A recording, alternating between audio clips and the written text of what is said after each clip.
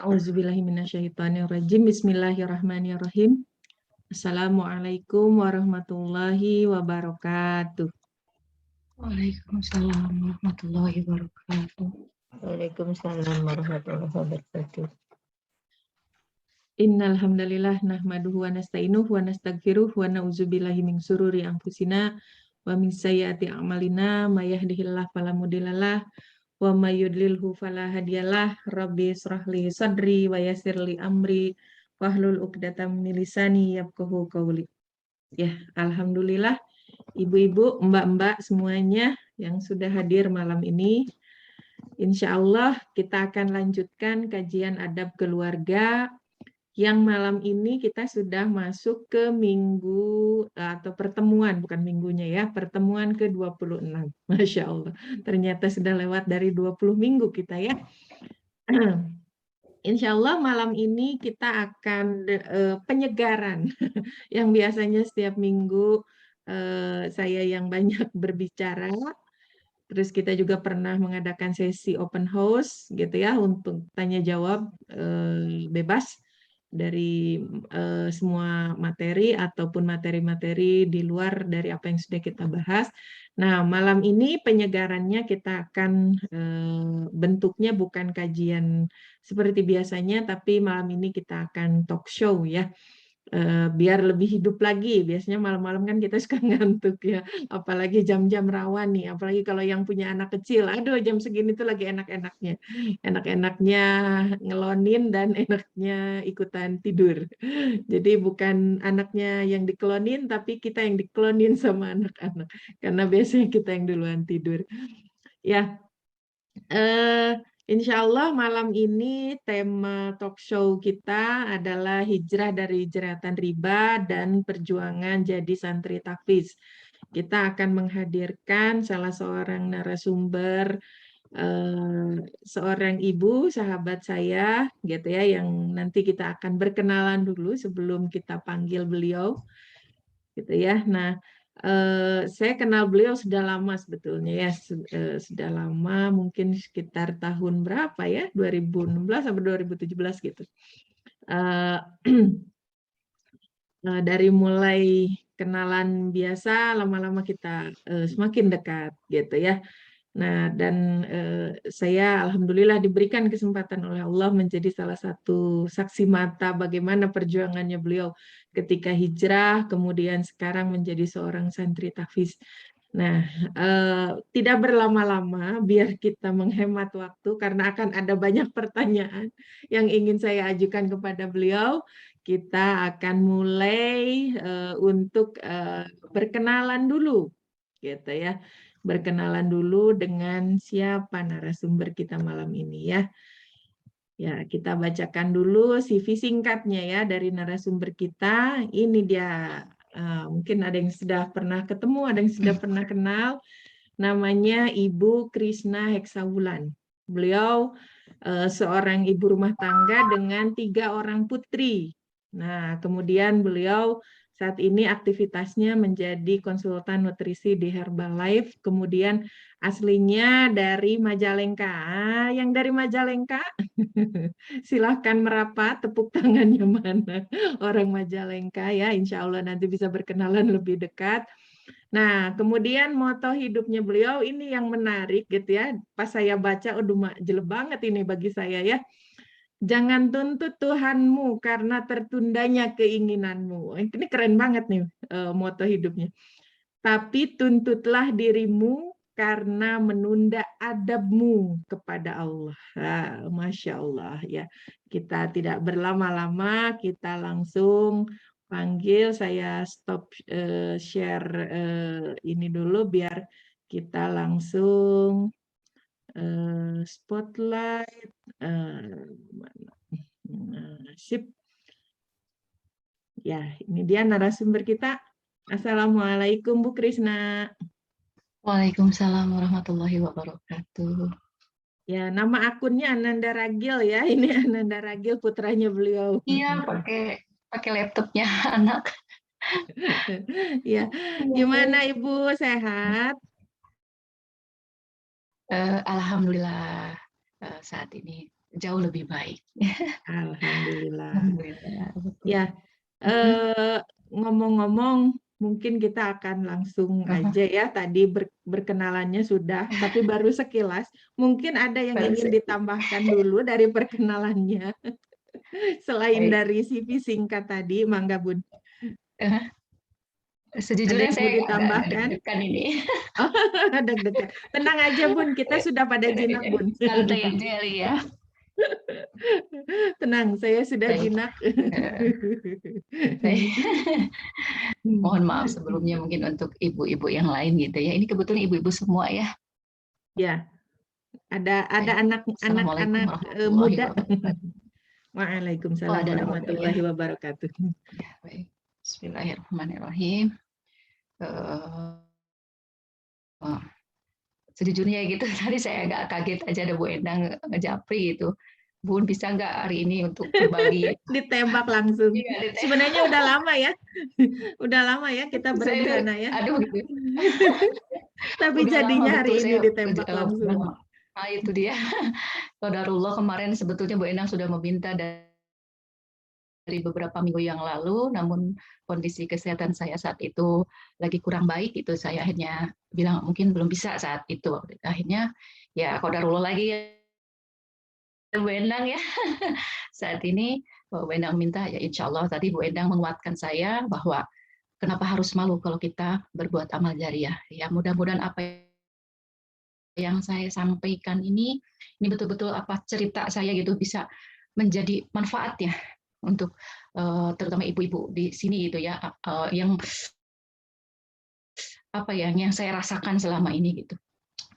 Saya sebaiknya ditanya aja sih Bu Endang kayaknya ya.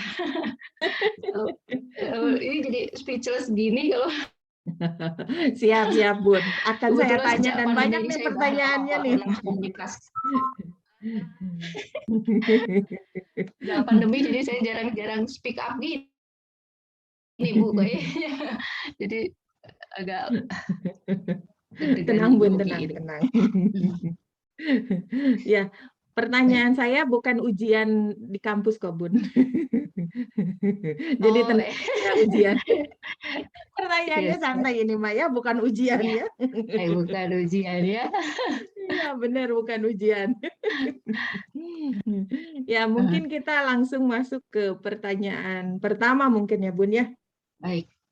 Nah, saya sebetulnya kalau saya pribadi sih sedikitnya sudah tahu ya cerita tentang Bunda. Nah, cuma kan teman-teman di sini masih banyak yang belum kenal. Jadi terutama terkait dengan kehidupan Bunda sebelum hijrah itu seperti apa gitu ya. Dan terutama ketika masih berkaitan atau terlibat dengan kegiatan yang ribawi ya. Dan juga dulu kan sebelum Bunda berhijrah kan masih belum menutup aurat ya. Nah sekarang alhamdulillah sudah menutup aurat. Nah mungkin bisa diceritakan dulu kehidupan Bunda itu seperti apa sih? Enggak? Oke, Bismillahirrahmanirrahim. Baik Ibu, dulu ceritanya gitu ya, saya seorang ibu rumah tangga dengan 3 orang putri. Dulu saya sempat bekerja di sebuah perusahaan kontraktor gitu, kurang lebih 8 tahun pada saat itu. Jadi yang namanya sebagai bangsawan gitu ya, bangsa karyawan, berangkat subuh gitu. Waktu itu saya masih naik damri, waktu ada masih damri mungkin Bendang belum tahu ya, di saat jadi itu berangkat setengah 6 karena damri itu kan jam 6 berangkat ya, sampai kantor, akhirnya pulang kembali pas saya berangkat, anak masih tidur. Saya pulang pun anak sudah tidur gitu ya, itu yang sejarah saya dulu gitu ya waktu saya bekerja. Akhirnya singkat cerita saya resign, saya benar-benar fokus untuk merawat 3 putri saya dan saya melakukan bisnis gitu ya. Pada saat itu saya mulai dari bisnis catering gitu ya, kemudian saya bisnis kerajinan, sempat waktu itu sempat tadi apa namanya ada dipasarkan di Lipo Karawaci masuk gitu ya, kemudian saya bisnis kue-kue kering, kemudian saya bisnis salon juga sampai saya ikut waktu itu sekolah di diplomanya Rudi Hadisuwarno gitu. Nggak tahu nih saya orangnya kalau udah menggeluti satu tuh harus total gitu. Jadi saya pengen belajar benar-benar dari awal gitu. Nah, alhamdulillah gitu ya. Alhamdulillah semuanya itu bangkrut dengan sempurna gitu ya. Dan terakhir waktu pada tahun 2008 gitu ya, saat itu Allah berikan ujian. Sebetulnya saya sudah dapat teguran sudah lama Bu Endang gitu ya. Tahun 2008 saya dapat teguran dari Allah gitu. Saya sakit saat itu gitu. Yang intinya gitu ya, sakit saya tuh sudah menuju ke arah yang memang ganas saat itu. Jadi saya sempat luput gitu sebetulnya Bu Endang. Tahun 2008 tuh Allah sudah peringatkan saya. Tapi itu kembali lagi karena ya saya sibuk, kehidupan saya hanya di dalam pikiran itu hanya duniawi, duniawi, duniawi itu. Bahkan karena saking apa ya, mungkin karena saya bekerja itu hanya tidak didasari dengan iman gitu ya. Apa itu ya semuanya tuh ambisi gitu Bu Endang. Ambisi. Jadi kadang saya tuh dulu itu ya, saya mikirin besok mau gimana, saya targetnya harus seperti apa, padahal tidak ada yang bisa menjamin 5 menit kemudian tuh saya masih bisa hidup atau enggak gitu ya. Tapi pada saat itulah ya saya bergelut seperti itu, akhirnya saya masuk bisnis gitu ya. Bisnis, saya menghalalkan segala macam cara, yaitu yang tadi Bu Endang sebutkan. Saya mau coba memulai bisnis itu meminjam uang riba Bu pada saat itu. Sebetulnya saya ada dasar dalam arti saya paham, maksudnya saya tahu, bukan paham, saya tahu bahwa riba itu adalah dosa. Nah, terpaksa pada tahun 2008 itu saya membutuhkan modal, saya nggak punya. Saya pinjam ceritanya ke saudara lagi tuh, karena saya nggak cerita di sini gitu ya. Ke saudara, saya bilang saya janji 1 bulan saya akan kembalikan gitu ya. Ini berawal saya ketika riba gitu ya. Terus saya bilang, oke Uni, saya pinjam sekian, nanti saya ada tanda terima kasih. Saya bilang, nanti saya akan lebihkan, tapi saya nggak mau sebutkan nominalnya karena saya nggak mau riba. Itu yang saya katakan dulu Bu Endang. Iya, Tapi iya. beliau itu yang meminjamkan bilang, ayo tulis aja Kris di kwitansi itu berapa katanya. Aduh saya nggak mau, saya pikir nggak boleh gitu, pokoknya ada aja. Tapi karena dia kekeh gitu maksa harus menyebutkan, dan saya juga pada saat itu membutuhkan sekali modal gitu ya, akhirnya saya membuat tulisan itu pertama kali. Saya menyebutkan bahwa saya akan mengembalikan 1 bulan ke depan, ingat saya waktu itu tanggal 15 Juli gitu ya, pinjam uang sekian, nanti dikembalikan tanggal 15 Agustus dengan tambahan 10% pada saat itu. Tapi hati kecil saya menolak Bu Endang. Ya apa mau dikata gitu. Akhirnya ya saya jalani bisnis itu dari hari ke hari, dari hari ke hari gitu ya.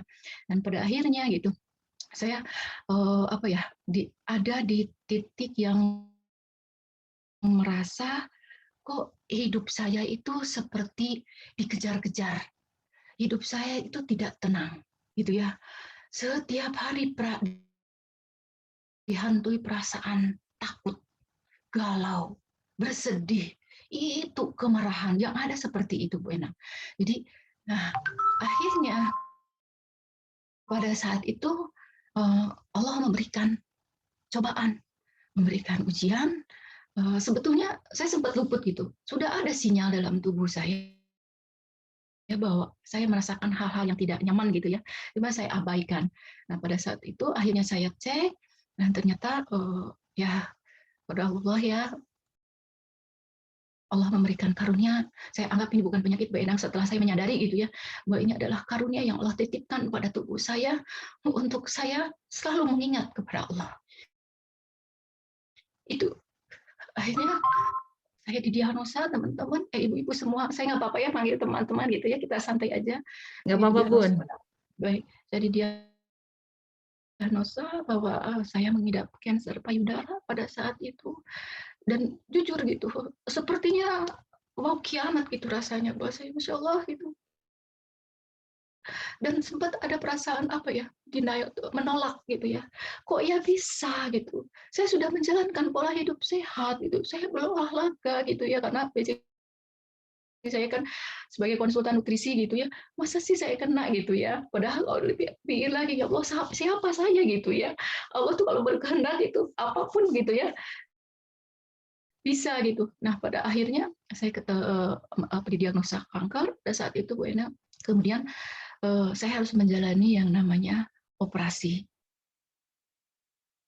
Dan saya sudah berjuang pada saat itu untuk mendapatkan biaya dari BPJS gitu ya. Tapi karena ternyata prosedur BPJS itu lumayan sulit dan saya harus menunggu sekitar 9 bulan Bu Endang. Dan saya kebayang gitu, kalau saya menunggu 9 bulan, ini penyakit udah kemana gitu. Akhirnya saya berpikir, Insya Allah, saya harus bagaimana ya. Akhirnya setelah saya diskusi dengan keluarga gitu ya, kemudian keluarga bilang, ayolah kita cari aja yang swasta gitu, berbayar artinya pakai uang sendiri. Dan pada saat itu saya lakukan operasi cancer tadi gitu ya, ibu-ibu semua. Dan ternyata itu tidak berhenti sampai di situ gitu. Saya harus menjalani yang namanya treatment atau kemoterapi dan radiasi. Dan itu subhanallah gitu. Selain gitu ya, apa ya, membuat fisik saya semakin drop gitu ya. Dan itu juga menguras pikiran, menguras energi, kemudian keuangan gitu. Akhirnya saya betul-betul apa ya?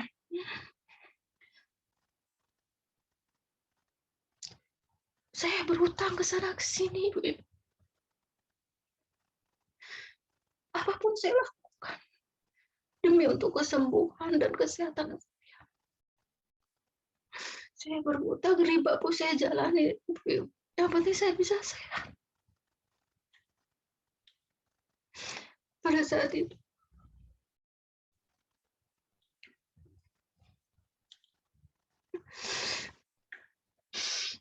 sampai akhirnya pada satu titik mungkin itu sudah jalannya Allah, saya dipertemukan.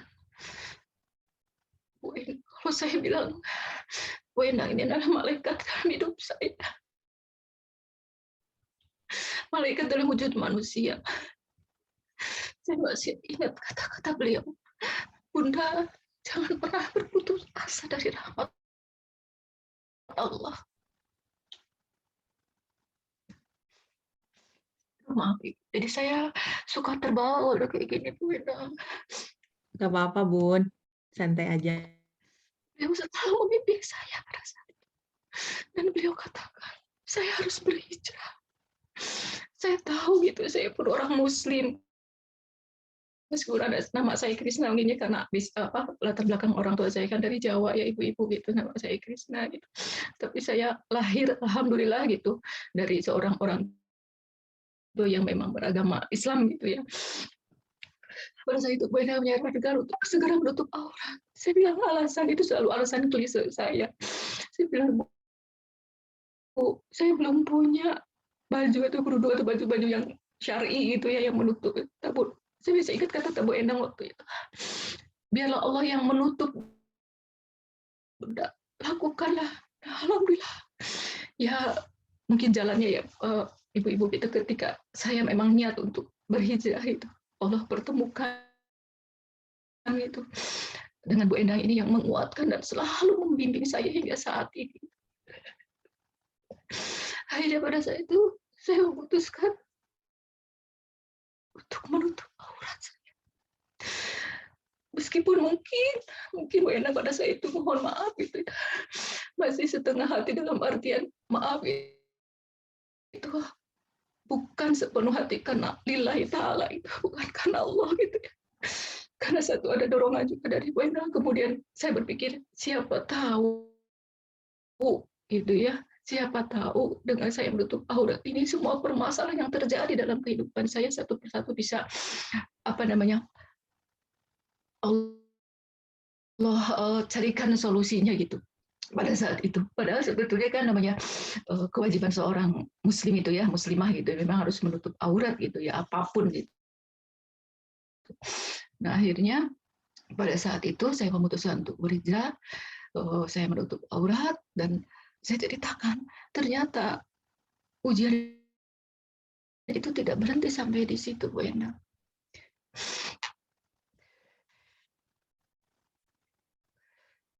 Pada saat itu suami sakit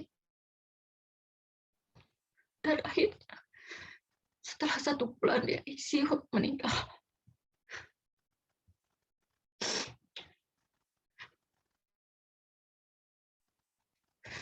Saya dalam keadaan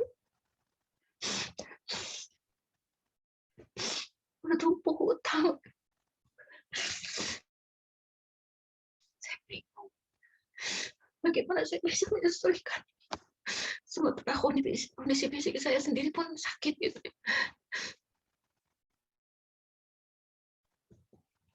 Pada saat itu saya limbung.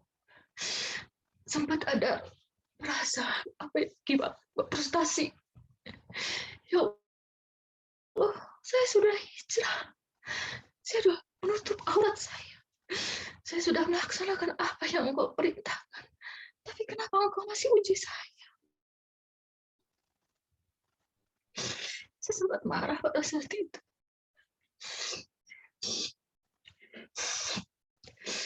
Tapi itulah bukti sayangnya Allah kepada saya. Sekarang saya menyadari, saya bersyukur, saya termasuk orang yang beruntung. Allah berikan ujian di depan. Intinya saya diberikan kesempatan untuk bertobat. Saya dikasih waktu untuk memperbaiki diri sebelum Allah panggil. Jadi saya tidak meratapi ibu-ibu. Saya divonis kanker ini dan sekarang sudah metastase ke beberapa organ tubuh saya. Insya Allah saya bahagia. Karena baru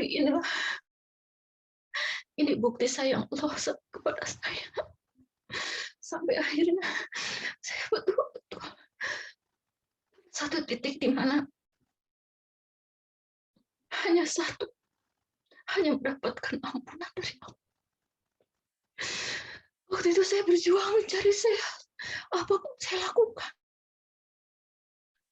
Baik pengobatan medis, baik alternatif saya lakukan. Bahkan yang nggak masuk nalar pun saya lakukan. Saya ingin sehat. Tapi setelah saya paham,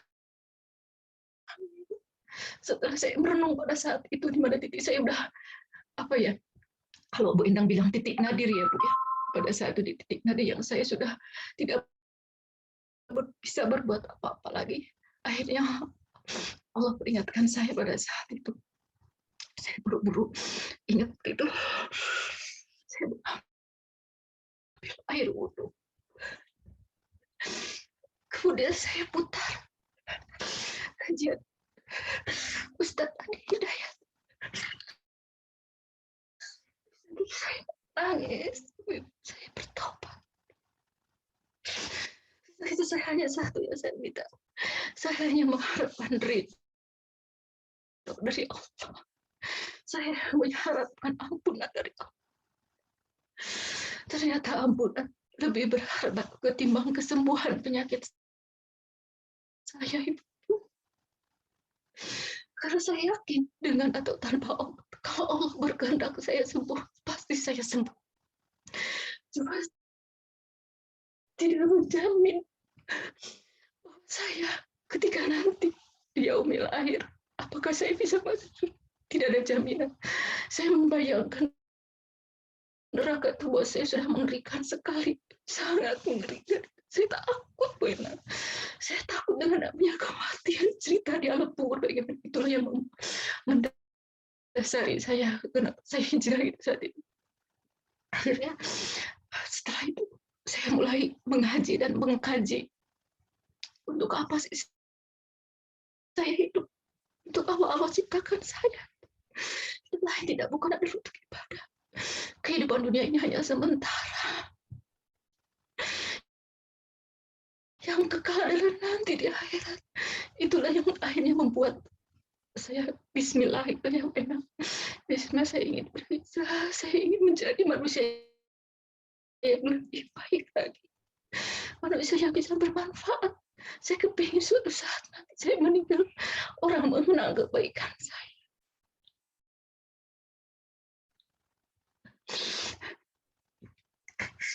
Dan akhirnya karena saya ingin belajar. Waktu itu saya ada pengajian Saudara Hidayat itu, ketika kita menjadi hafiz Quran, kita akan memberikan mahkota untuk orang tua kita. Dan saya kepingin diberikan mahkota itu untuk anak-anak saya. bagaimana saya bisa gitu diberikan mahkota kalau saya sendiri tidak memberikan mahkota untuk orang tua saya. Akhirnya dari situ, ya, kalau tidak saya waktu itu saya mau memberanikan diri aja untuk datang ke tempat rumah tahfiz itu. Ternyata di sana luar biasa, Wena. Itu siswanya semua paling besar itu anak SMA, nggak ada ibu-ibu, nggak ada yang setua saya. Ustaznya pun ragu pada saat itu, kenapa nggak anak ibu? Saya bilang, Ustaz, saya ingin memberikan contoh untuk anak saya dulu yang baik, saya dulu yang benar, baru anak-anak saya benar. Akhirnya beliau memberikan beberapa persyaratan. Waktu kan saya harus mengambil sanad ya Bu Enang, ya namanya ada sanad. Dan itu ya Masya Allah gitu, saya kan sudah ibu-ibu gitu, artinya fokus saya sudah terbagi gitu. Ya belum lagi banyak pikiran saya harus ini itu gitu, ditambah saya harus menghafal setoran hafalan gitu, yang itu sempat yang Masya Allah, sementara penyakit saya menuntut saya tidak boleh stres gitu ya Bu Ena. Tapi saya berpikir lagi gitu ya, saya kepingin ini, saya pikir ini dah waktu terbaik saya. Saya nggak tahu 5 menit ke depan apakah saya masih hidup. Jadi seolah-olah saya menghadapi kematian itu aja, Pak. Saya ingin memberikan yang terbaik saat itu. Saya kurang Allah, ibu-ibu, hari demi hari itu, minggu demi minggu saya jalan. Alhamdulillah. Ternyata antara mimpi gitu ya dan kenyataan itu ada yang namanya upaya, ada yang namanya kerja keras. Itulah saya bermimpi, saya ingin memberikan mahkota untuk ibu saya, untuk dan ternyata alhamdulillah, dan sekarang sudah masuk juz 3. Masuk 3 juz masuk. Alhamdulillah. Itu aja mungkin cerita saya, Wena. Masya Allah, cerita yang sangat Maafkan menggugah ya maaf. teman-teman, cerita yang sangat menginspirasi. Jujur, ketika saya bertemu dengan Bu Krisna dulu gitu ya, sebenarnya nggak sengaja juga ya awalnya ketemu. Jadi saya tuh waktu itu berpikir, saya kan ada gen obesitas ya dari keluarga saya. Jadi kalau saya tuh dulu seneng olahraga, badan saya dulu nggak seperti sekarang. Jadi begitu saya beres kuliah, saya udah jarang olahraga. Nah, apalagi setelah melahirkan anak kedua, sebenarnya saya hamil saya itu kalau hamil ekstrim naiknya. Waktu anak saya yang pertama naik 26 kilo, setelah melahirkan langsung turun 19 kilo langsung turun. Nah, sisanya 7 kilo kan. Nah, ini sisanya yang 7 kilo ini yang bertahan lama. Kemudian saya hamil anak kedua, naik 17 kilo, turun 18 kilo, plus-plus kalau anak saya yang kedua. Tapi karena memang dengan kesibukan satu dan lain hal, kebiasaan saya olahraga tuh terhenti akhirnya. Jadi berat badan saya mulai tidak terkendali. Jadi waktu itu tuh saya sempat ngobrol sama sahabat saya di Sarijadi waktu itu tuh sama Mbak Ami. Kemudian Mbak Ami cerita, "Teh, saya kemarin ikutan itu loh program diet di Herbalife," katanya. Jadi dari situ sebenarnya saya kenal sama Bu Krisna ya awalnya. Tahun berapa itu ya? 2016 atau 2017? 2017 kayaknya ya. 17 kayaknya ya. 2016 kalau nggak salah ya. 16. 2016 betul. Ya, jadi awalnya dari situ. Jadi apa namanya itu pertemuan yang tidak disengaja, tapi Masya Allah ternyata banyak pelajaran hidup ya yang Allah berikan untuk Bu Krisna, untuk saya. Dan salah satu yang pelajaran hidup yang paling saya suka dari keluarganya Bu Krisna itu salah satunya bagaimana adik kakak, anak-anak itu benar-benar akur ya, perempuan tiga-tiganya gitu ya. Apalagi kalau saya ingat Uni gitu ya, sampai untuk kucing saja rela mengeluarkan uang 800.000 ya untuk menolong seekor kucing, gitu yang pelajaran hidup yang sangat luar biasa buat saya. Jadi saya yakin Bu Krisna itu bukan orang yang biasa-biasa saja, pasti Allah menitipkan banyak hal kepada Bu Krisna. Makanya waktu tadi Bu Krisna bilang apa sih saya, enggak, setiap orang pasti punya kelebihannya, dan malam ini Bu Krisna sudah membuktikan itu gitu ya, dan saya sangat respect terhadap ibu gitu ya, bagaimana perjuangan di tengah sakit, dan sakitnya bukan sesuatu hal yang mudah ya, karena kebetulan ibu mertua saya sebelum meninggal juga kan kanker ya, kanker serviks kalau ibu mertua ya, dan di akhir hayatnya memang ada metastase, dan saya menyaksikan sendiri gitu bagaimana beratnya orang yang diuji dengan kanker ya. Dan di akhir hayat itu ibu sampai jerit-jerit ya, ibu mertua saya itu bukan orang yang cengeng ya, maksudnya nggak kayak saya, kalau sakit kadang-kadang saya bilang gitu, "Duh nyeri," gitu, nah lah ke suami teh. Tapi kalau ibu tuh bukan tipe orang yang mengeluh ya. Nah, tapi di akhir-akhir itu karena memang sudah menyebar sakitnya, memang sudah luar biasa, dan Masya Allah ibu tuh bukan orang yang senang, memang senang berobat medis, tapi beliau tuh ketahanan tubuhnya bagus gitu ya. Nah, beliau yang tidak suka mengeluh pun memang di akhir-akhir hayatnya memang beliau mengeluh bagaimana sakitnya, beratnya. Sampai pada saat menjelang akhir Iya, itu beliau betul. memegang tangan saya gitu ya. Tiap malam beliau bilang, "Ibu harus kayak gimana lagi?" gitu ya. Ini udah sakit banget, sampai saya sendiri nggak tega gitu ya, sampai saya bilang, "Ibu mau ke rumah sakit." Karena ya saya sendiri nggak bisa berbuat apapun. Ya hanya bisa megang tangannya, dan saya tahu betul gitu ya betapa beratnya perjuangan orang-orang dengan kanker. Nah, ini Bu Krisna dengan kanker yang sudah mulai metastasis, kemudian harus mencari nafkah juga untuk keluarga gitu ya, dan berjuang juga untuk melunasi hutang-hutang. Tapi Allah berikan anugerah gitu ya, berikan anugerah, berikan kesempatan untuk semakin dekat dengan Allah dan lewat Al-Quran. Dan janji Allah, setiap hal yang berkaitan, yang bersinggungan dengan Al-Quran itu pasti Allah akan muliakan. Bagaimana Rasulullah yang Allah utus dengan kitab suci Al-Quran, beliau menjadi Rasul yang mulia. Kemudian hari di mana Al-Quran diturunkan menjadi hari yang mulia. Bulan di mana Al-Quran diturunkan menjadi bulan yang mulia. Dan orang yang dekat dengan Al-Quran, itu pasti Allah akan berikan kemuliaan. Walaupun mungkin di hadapan orang nggak tahu kemuliaan mereka itu seperti apa, tapi di hadapan Allah mereka sudah punya tempat tersendiri. Dan ini anugerah yang sangat luar biasa menurut saya ya untuk Bu Krisna. Nah, ini juga yang selalu saya ingatkan ya, kebetulan saya juga ngajar santri tahfiz ya untuk mata pelajaran MIPA.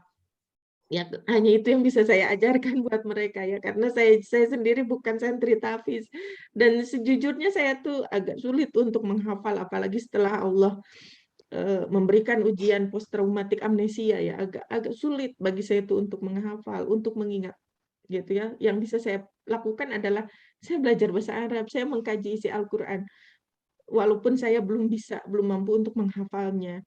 Nah, saya selalu sampaikan kepada santri-santri saya, kalian tuh anak-anak yang luar biasa, di usia muda, Allah sudah memberikan kesempatan bagi kalian untuk menghafal Al-Quran. Saya bilang seperti itu. Kemudian, jangan sampai Al-Quran yang kalian hafal itu hanya sekedar menghiasi mulut kalian. Gitu. Jangan sampai Al-Quran yang sudah kalian hafal susah-susah gitu ya, sampai berjus-jus gitu ya, sampai kalian kurang tidur, kurang main lah istilahnya. Karena anak-anak muda kan biasanya seneng-senengnya main ya. Jangan sampai itu hanya menghiasi bibir, tapi cobalah gali apa yang sedang kalian hafalkan gitu ya, apa yang sedang kalian pelajari gitu ya, gali isinya gitu ya. Harus sampai Al-Quran itu menyinari hati kita gitu. Kemudian saya cerita kepada santri-santri saya pernah punya mahasiswa di Polban yang waktu itu bermasalah gitu ya di mata kuliah saya sampai akhirnya saya dengan tim itu ngasih nilai E. Gitu ya, saya kasih nilai E dan itu artinya DO kalau di Polban. Tapi qadarullah dia nggak jadi DO. Ya itulah manusia hanya hanya bisa berencana tapi Allah yang apa namanya itu menentukan. Ternyata dia nggak jadi DO. Dan pada saat itu Kaprodi saya cerita kalau ternyata anak itu adalah seorang hafiz 5 juz. Nah, terus saya marah sama Kaprodi saya. Bapak, kenapa Bapak baru bilang sekarang? Saya bilang.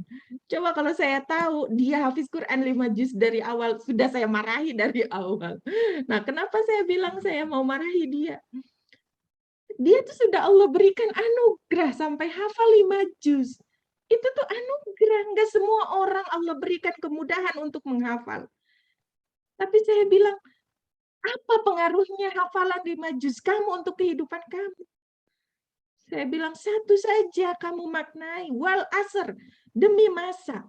Itu cuma ayat yang berapa huruf sih, gitu ya. Berapa huruf. Tapi itu maknanya dalam. Allah itu tidak semata-mata bersumpah atas nama sesuatu. Kalau sesuatu itu tidak berharga bagi manusia. Kalau sesuatu itu tidak mengandung pelajaran hidup yang banyak untuk manusia. Dan Allah bersumpah demi waktu, saya bilang.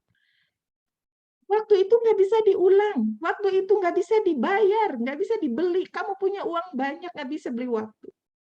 Waktu itu nggak bisa disimpan. Sekarang lagi banyak waktulah, lagi longgar. Saya tabung waktu saya, besok-besok kalau saya lagi sibuk saya ambil. Nggak bisa. Itu yang saya bilang ke dia. Satu ayat saja kamu maknai, kamu nggak akan menyia-nyiakan kesempatan itu, saya bilang. Kamu di kuliah saya nggak pernah hadir. Gitu, saya kasih tugas, kamu juga nggak ngerjain. Ujian cuma ikut sekali. Saya sudah begitu ngasih banyak kelonggaran sama kamu, saya bilang. Saya kasih kesempatan, laporan, kerjain. Tapi di waktu itu kamu selalu memberikan saya alasan-alasan. Itu yang saya sampaikan ke dia. Gitu. Jangan sampai setelah ini kamu tidak mengambil pelajaran hidup, saya bilang. Allah tuh ngasih anugerah. Makanya saya selalu salut dengan orang-orang yang Allah berikan anugerah untuk menghafalkan Al-Quran. Karena tidak semua orang Allah kasih anugerah itu gitu ya, termasuk saya salah satunya gitu ya. Menghafal juz 30 aja nggak mungkin sampai sekarang gitu. Yang satu hafal nanti surat berikutnya lupa. Gitu. Dan Allah memberikan ujian kepada masing-masing orang. Ada yang Allah berikan kemudahan untuk menghafal. Tapi di satu sisi belum paham artinya, belum paham maknanya. Ada orang yang diberikan kemudahan untuk memahami maknanya, tapi tidak diberikan kemudahan untuk menghafalnya. Setiap orang Allah berikan anugerah yang berbeda-beda, dan itu yang Allah berikan kepada Bu Krishna, dan itu yang membuat saya respect gitu ya. Di tengah sakit kanker yang berat gitu ya, kemudian ujian harus cari nafkah, kemudian ujian untuk apa namanya tuh, melunasi hutang-hutang gitu ya, tapi Allah masih memberikan anugerah kemudahan untuk menghafal. Nah, semoga hafalan ini menjadi hujah ya, menjadi bukti, menjadi apa ya, menjadi sesuatu yang akan berbicara di hadapan Allah kelak ketika Allah menghisab kita. Kita habiskan umur kita untuk apa gitu ya, dan di sisa-sisa umur kita Allah memberikan anugerah yang luar biasa. Dan saya benar-benar tersentuh tadi yang Bu Krishna bilang, ampunan Allah itu jauh lebih berharga ketimbang kesembuhan penyakit saya gitu. Dan setiap orang tuh pasti pengen sehat, setiap orang pasti pengen sembuh, tapi ketika iman sudah ada di dada kita, kesembuhan dari penyakit berat pun itu tidak berharga buat kita gitu ya, karena ada sesuatu yang lebih berharga, yaitu ampunannya Allah. Nah, yang ingin saya tanyakan berikutnya nih Bu, kan ujiannya itu bertubi-tubi nih gitu ya, dari mulai kena kanker, kemudian Bapak meninggal, kemudian apa namanya tuh harus pindah rumah gitu ya, kemudian harus melunasi hutang-hutang, kemudian yang terbaru apa yang Kakak akhirnya terkena efek pandemi gitu ya, sehingga berhenti bekerja dan sekarang Betul ya, lagi betul ya, cari banyak lagi. kok dicintai itu Bu Endang gitu. Iya. Jadi ujian itu memang luar biasa, seperti betul Bu Endang cerita tadi bahwa yang namanya sakit kanker itu memang luar biasa. Seperti saya bilang, saya nggak kuat.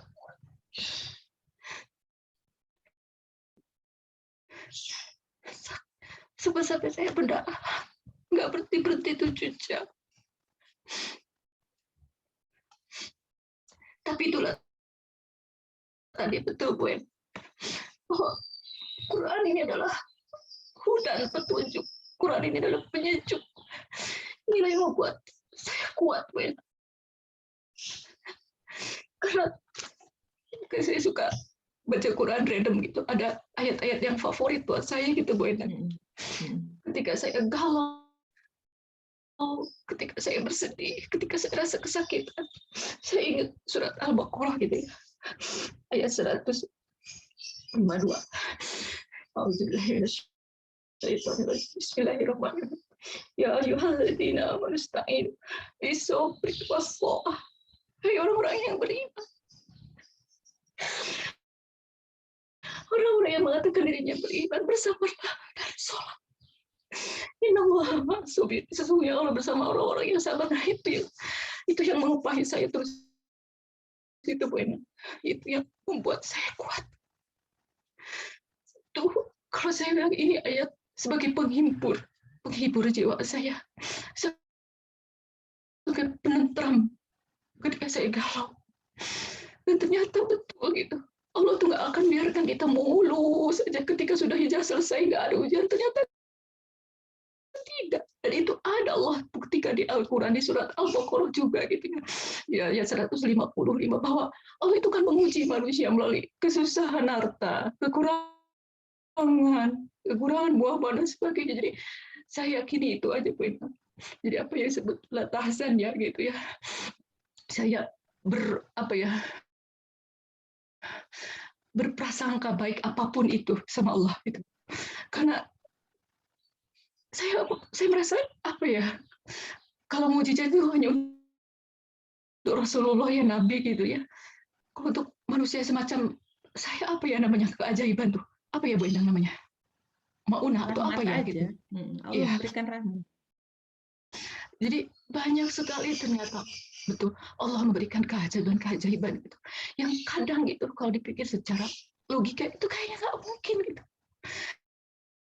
Saya masih ingat pada saat itu saya lagi membutuhkan uang, ibu-ibu. Saya saat itu harus membayar, saya menyelesaikan. Kalau dipikir secara logika dari mana? Itu adalah milik Allah. Tiba-tiba, nggak apa-apa kan Bu Endang saya cerita? Yang mana? Tiba-tiba ya Allah, saya tuh masih megang tasbih. Saya lagi berpikir, tiba-tiba musik masuk bunyi gitu ya. WA ternyata dari Bu Endang, ya Allah, Bun ada titipan sedekah ya Allah. Di situ saya ini jawaban dari Allah. Pertolongan Allah sangat nyata gitu. Bu Endang selalu ya pertolongan dari Allah. Bu Endang aja jalannya gitu ya. Kalau Bu Endang selalu bilang, saya hanya jalan aja Bu, saya hanya jalan aja. Tapi saya yakini, saya bersyukur gitu ya. Allah pertemukan sekeliling saya, teman-teman saya gitu dengan orang-orang yang soleh. Karena saya yakin ada pepatah bilang bahwa siapa kita, diri kita adalah 5 dari teman kita. Nah, karena mungkin saya bergaul dengan orang-orang yang soleh, di sekeliling saya orang-orang baik. Alhamdulillah gitu. Jadi saya ingin bawa baik itu Bu Endang. Saya bukan manusia yang baik, tapi berusaha menjadi baik. Itu yang menguatkan gitu saya Bu Endang. Ada ayat-ayat yang favorit buat saya ketika saya galau gitu. Itu tadi gitu. Dan sekarang semakin membuat saya itu ternyata ya saya hanya satu, ampunan aja Bu. Ketika Allah ridho, ketika Allah beri ampun, semoga itu nggak berarti apa-apa buat diri saya Ibu.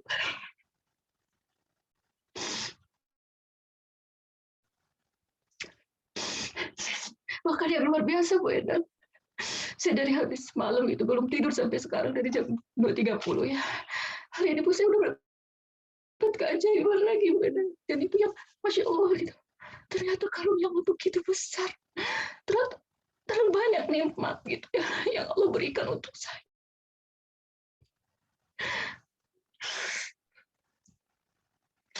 Merasa itu baru saya berumur dosa. Terlalu banyak berbuat maksiat. Oh, apa?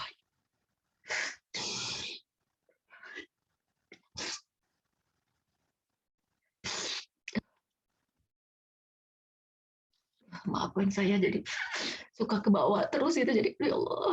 Apa-apa, Bun. Dan sekarang ada keajaiban lagi Bu.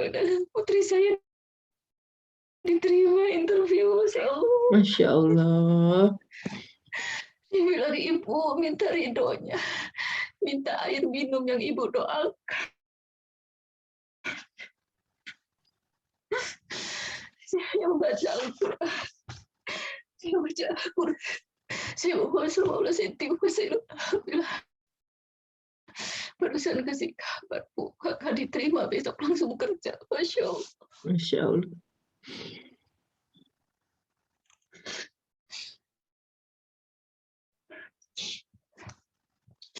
Terlalu enak itu. Jadi saya rasa terlalu banyak nikmat yang Allah berikan dibandingkan ujian atau cobaan yang saya terima. Gitu.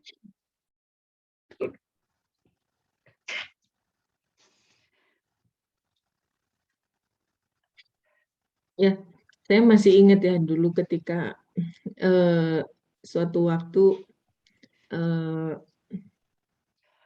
Bu Krisna sempat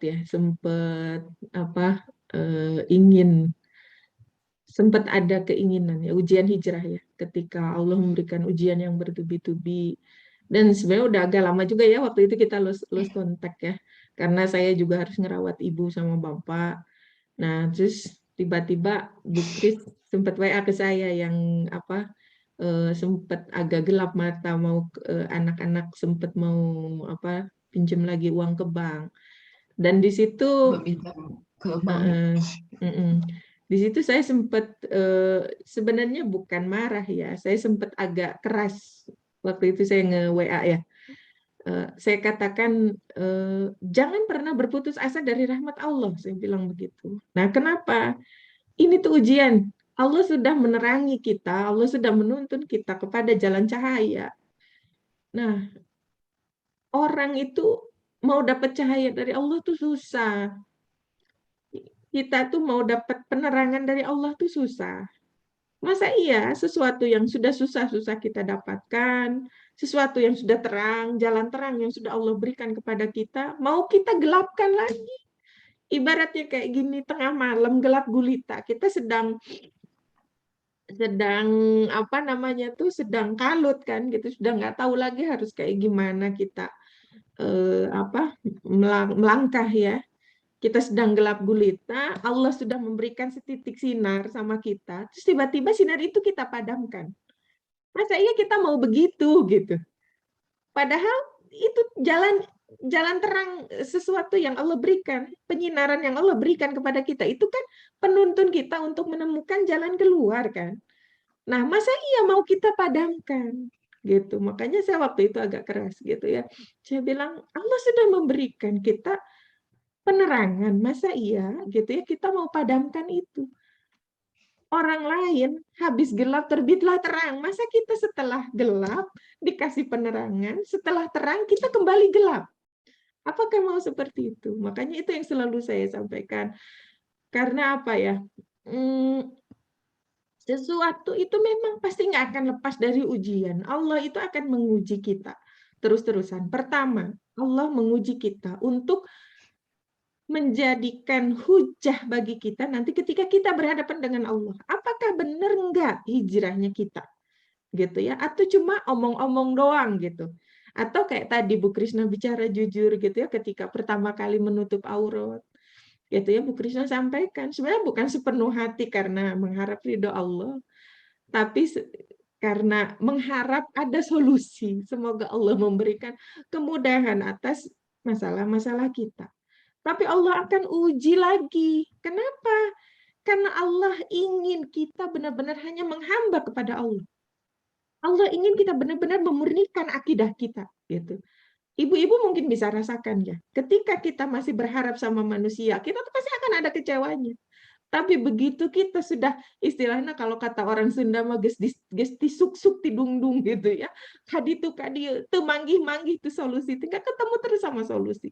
Gitu ya, di saat itu kita benar-benar sudah pasrah, ya Allah pokoknya saya menghamba kepada Engkau, terserah Engkau mau memberikan keputusan apapun. Tapi justru di saat seperti itu, setelah itu Allah memberikan solusi itu, gitu ya. Allah ingin menguji kita, Allah ingin kita memurnikan keimanan kita, memurnikan ketaatan kita kepada Allah, gitu ya. Dan itulah hikmah-hikmah ujian buat kita. Ujian yang Allah berikan buat kita itu bukan untuk Allah, untuk kita, gitu. Nah, tujuan ujian berikutnya, dan ini yang terpenting, apa? Allah menghendaki kita ketika bertemu dengan Allah itu sudah bersih dari dosa. Dan Allah hanya berikan itu kepada kaum muslimin. Orang non-muslim nggak dikasih itu. Gitu ya, makanya kita diuji terus-terusan. Gitu ya, sampai kita berjalan di atas muka bumi tanpa ada dosa. Gitu. Dan itu anugerah luar biasa ketika Allah gitu ya mewafatkan kita dalam kondisi itu. Kondisi kita dihapus dosa-dosa oleh Allah. Dan itulah hikmahnya. Kenapa Allah menguji kita? Ada yang diuji dengan sakit, ada yang diuji dengan hal lain. Gitu. Semuanya sama. Untuk apa? Untuk menggugurkan dosa-dosa kita. Bagi seorang muslim itu tidak ada sesuatu yang sia-sia. Tertusuk duri sekalipun, itu bisa menggugurkan dosa. Apalagi kena cancer. Coba. Duri dibandingkan cancer, ada ayana naona gitu kan. Tertusuk. Oh, itu bisa menggugurkan dosa. Apalagi kita diuji dengan sesuatu yang berat, sampai air mata kita keluar, gitu ya. Istilahnya sampai berdarah-darah. Kalau Bu Krisna benar-benar ya berdarah-darahnya gitu ya, sampai keluar darah 7 jam nggak berhenti-berhenti. Itu gimana lemesnya coba? Saya aja ketika menghadapi mertua saya ya, itu HB-nya kan turun terus ya. Gitu ya, HB-nya turun terus. Sampai mau di treatment berikutnya, HB-nya harus dinaikin dulu, transfusi dulu. Udah transfusi turun lagi karena keluar lagi kan pendarahan lagi gitu ya. Saya aja yang riwayat HB rendah gitu ketika lagi drop itu, aduh keleyengannya kayak gimana gitu ya. Apalagi ini keluar banyak darah gitu. Dan itu bukan sesuatu hal yang mudah. Dan tentunya Allah ingin menggugurkan dosa-dosa kita di situ. Dan itulah anugerah yang Allah tidak berikan kepada orang-orang kafir gitu. Nah, Allah ingin memurnikan. Kalau saya ketika bertemu dengan ujian yang berat, ya siapa sih yang mudah kalau diuji gitu ya? Sama saya juga gitu ketika diuji oleh Allah berat. Tetapi satu yang selalu saya yakin, ketika malam sudah semakin pekat, sudah makin gelap gulita, kan nggak akan gelap gulita selamanya kan? Pasti sebentar lagi fajar akan menyingsing. Atau kalau kita membentangkan sebuah tali gitu ya, kemudian kita tarik gitu ya. Selama tali itu masih bisa meregang, berarti belum akan putus gitu. Maka terus tarik, terus bergerak, terus tarik, begitu sudah nggak bisa meregang lagi, kalau kita tarik sekali lagi, tali itu pasti akan putus. Seperti itulah permasalahan hidup kita. Ketika Allah menguji kita, selama kita masih bisa bergerak, ya Allah akan uji terus. Kalau kita udah Gusti terang gitu ya, nggak tahu lagi harus kayak gimana, maka yakinlah tali itu akan putus, yakinlah pertolongan Allah itu akan tiba. Tapi tidak banyak orang yang bertahan. Justru ketika semakin kalut, kita udah nggak bisa ngapa-ngapain, banyak yang akhirnya kembali kepada kemaksiatan. Bukan justru bersabar dalam ketaatan. Padahal kalau kita bersabar dalam ketaatan, Allah akan memberikan pertolongan itu sebentar lagi. Gitu. Dan ini nggak banyak orang yang bertahan. Siapakah orang-orang yang bisa bertahan sampai menjemput pertolongan itu? Orang-orang yang sabar dan ikhlas. Benar-benar kita memurnikan ketaatan kita kepada Allah. Gitu. Dan saya ingat banget gitu ya ketika Bu Kris gitu ya nge-WA gitu ya, sempat mau itu, dan saya ingat gitu ya, saya agak keras gitu ya di situ WA saya agak ini. Karena kenapa? Karena jangan sampai kita berputus asa dari rahmat Allah. Jalan pertolongan yang Allah berikan itu tuh bisa beragam.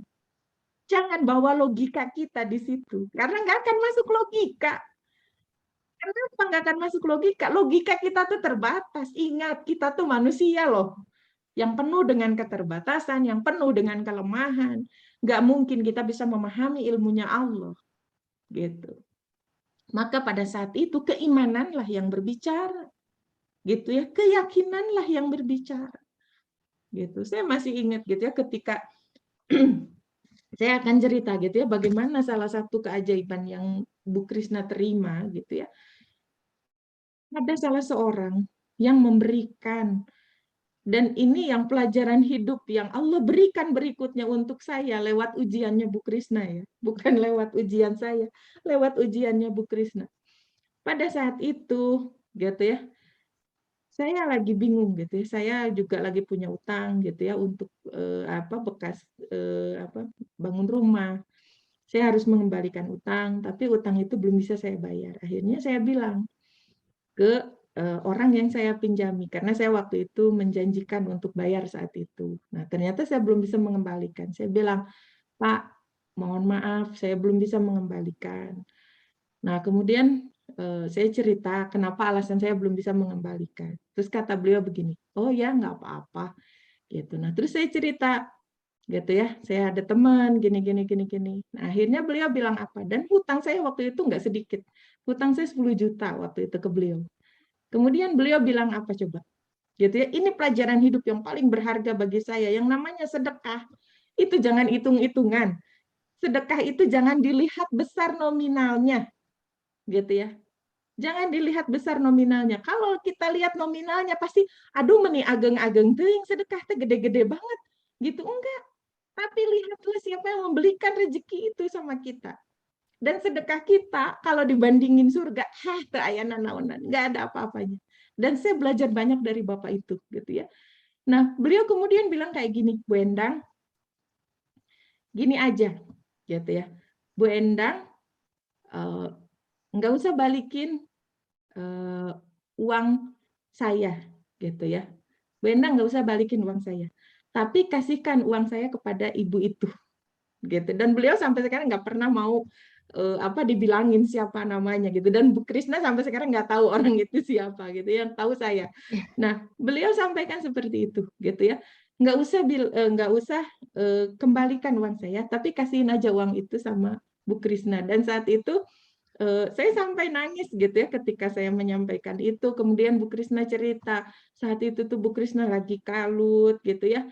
Terus tiba-tiba Allah kasih anugerah gitu ya, dapat rezeki 10 juta kontan Allah kasih dari jalan yang tidak pernah disangka-sangka. Itulah pertolongan Allah. Makanya ketika Bu Krisna sempat WA ke saya, sempat mau mikir mau pinjem lagi gitu ya, karena memang terpaksa. Saya bilang, Bun, masih ada orang-orang yang Allah jadikan jalan pertolongan kita, gitu ya, yang tidak memberikan riba di dalamnya, gitu ya. Hargai orang-orang seperti itu, gitu. Jangan sampai karena kita nggak enak sama manusia, gitu ya, kita justru malah bermaksiat kepada Allah, gitu. Biarkan orang-orang yang seperti itu jadi jalan pertolongan Allah, dan mereka pun dapat pahala dari ujiannya kita. Gitu. Dan itu saya ingat betul gitu ya, bagaimana tadi Bu Krisna sampaikan gitu ya, yang menguatkan itu adalah Al-Qur'an. Kemudian dukungan keluarga, dukungan teman-teman gitu ya. Itulah kenapa di minggu-minggu sebelumnya kita pernah membahas hijrah itu nggak bisa sendirian. Hijrah itu harus rame-rame, harus bareng-bareng gitu. Bahkan kenapa kita pun harus mengupayakan lingkungan kita juga berhijrah. Masyarakat kita berhijrah total. Negara kita juga berhijrah total. Gitu. Karena tadi hijrah itu nggak bisa sendirian. Coba kalau kita bareng-bareng, keberkahan Allah itu akan turun. Dan itu sudah janji Allah di dalam Al-Quran. Gitu ya. Ketika penduduk suatu negeri beriman, Allah nggak bilang satu-satu ya, penduduk suatu negeri beriman dan bertakwa, Allah akan menurunkan apa? Mencurahkan anugerahnya, rezekinya, keberkahannya dari mana? Dari langit dan juga dari dalam bumi. Gitu. Dan itu sudah janji Allah. Gitu. Sesuatu yang tidak mungkin diingkari. Janji Allah tuh nggak akan diingkari, nggak kayak kita ya. Kadang hari ini berjanji, besok lagi poho, gitu ya, udah lupa lagi besok, gitu ya. Nah, oke. Sebelum ke pertanyaan terakhir nih, kita mungkin buka dulu ya. Barangkali teman-teman ibu-ibu gitu ya, mbak-mbak yang hadir di sini ingin ikutan berinteraksi dengan Bu Krisna, mau menyampaikan dukungannya atau mau bertanya juga boleh gitu ya, sebelum nanti saya tanya yang terakhir ya Bu Kris ya, kita biarkan dulu teman-teman. Mangga bagi teman-teman barangkali ada yang mau menyampaikan sesuatu, kita masuk ke sesi tanya jawab dulu ya. Silahkan bisa langsung dinyalakan mikrofonnya atau lewat fitur chat. Mangga.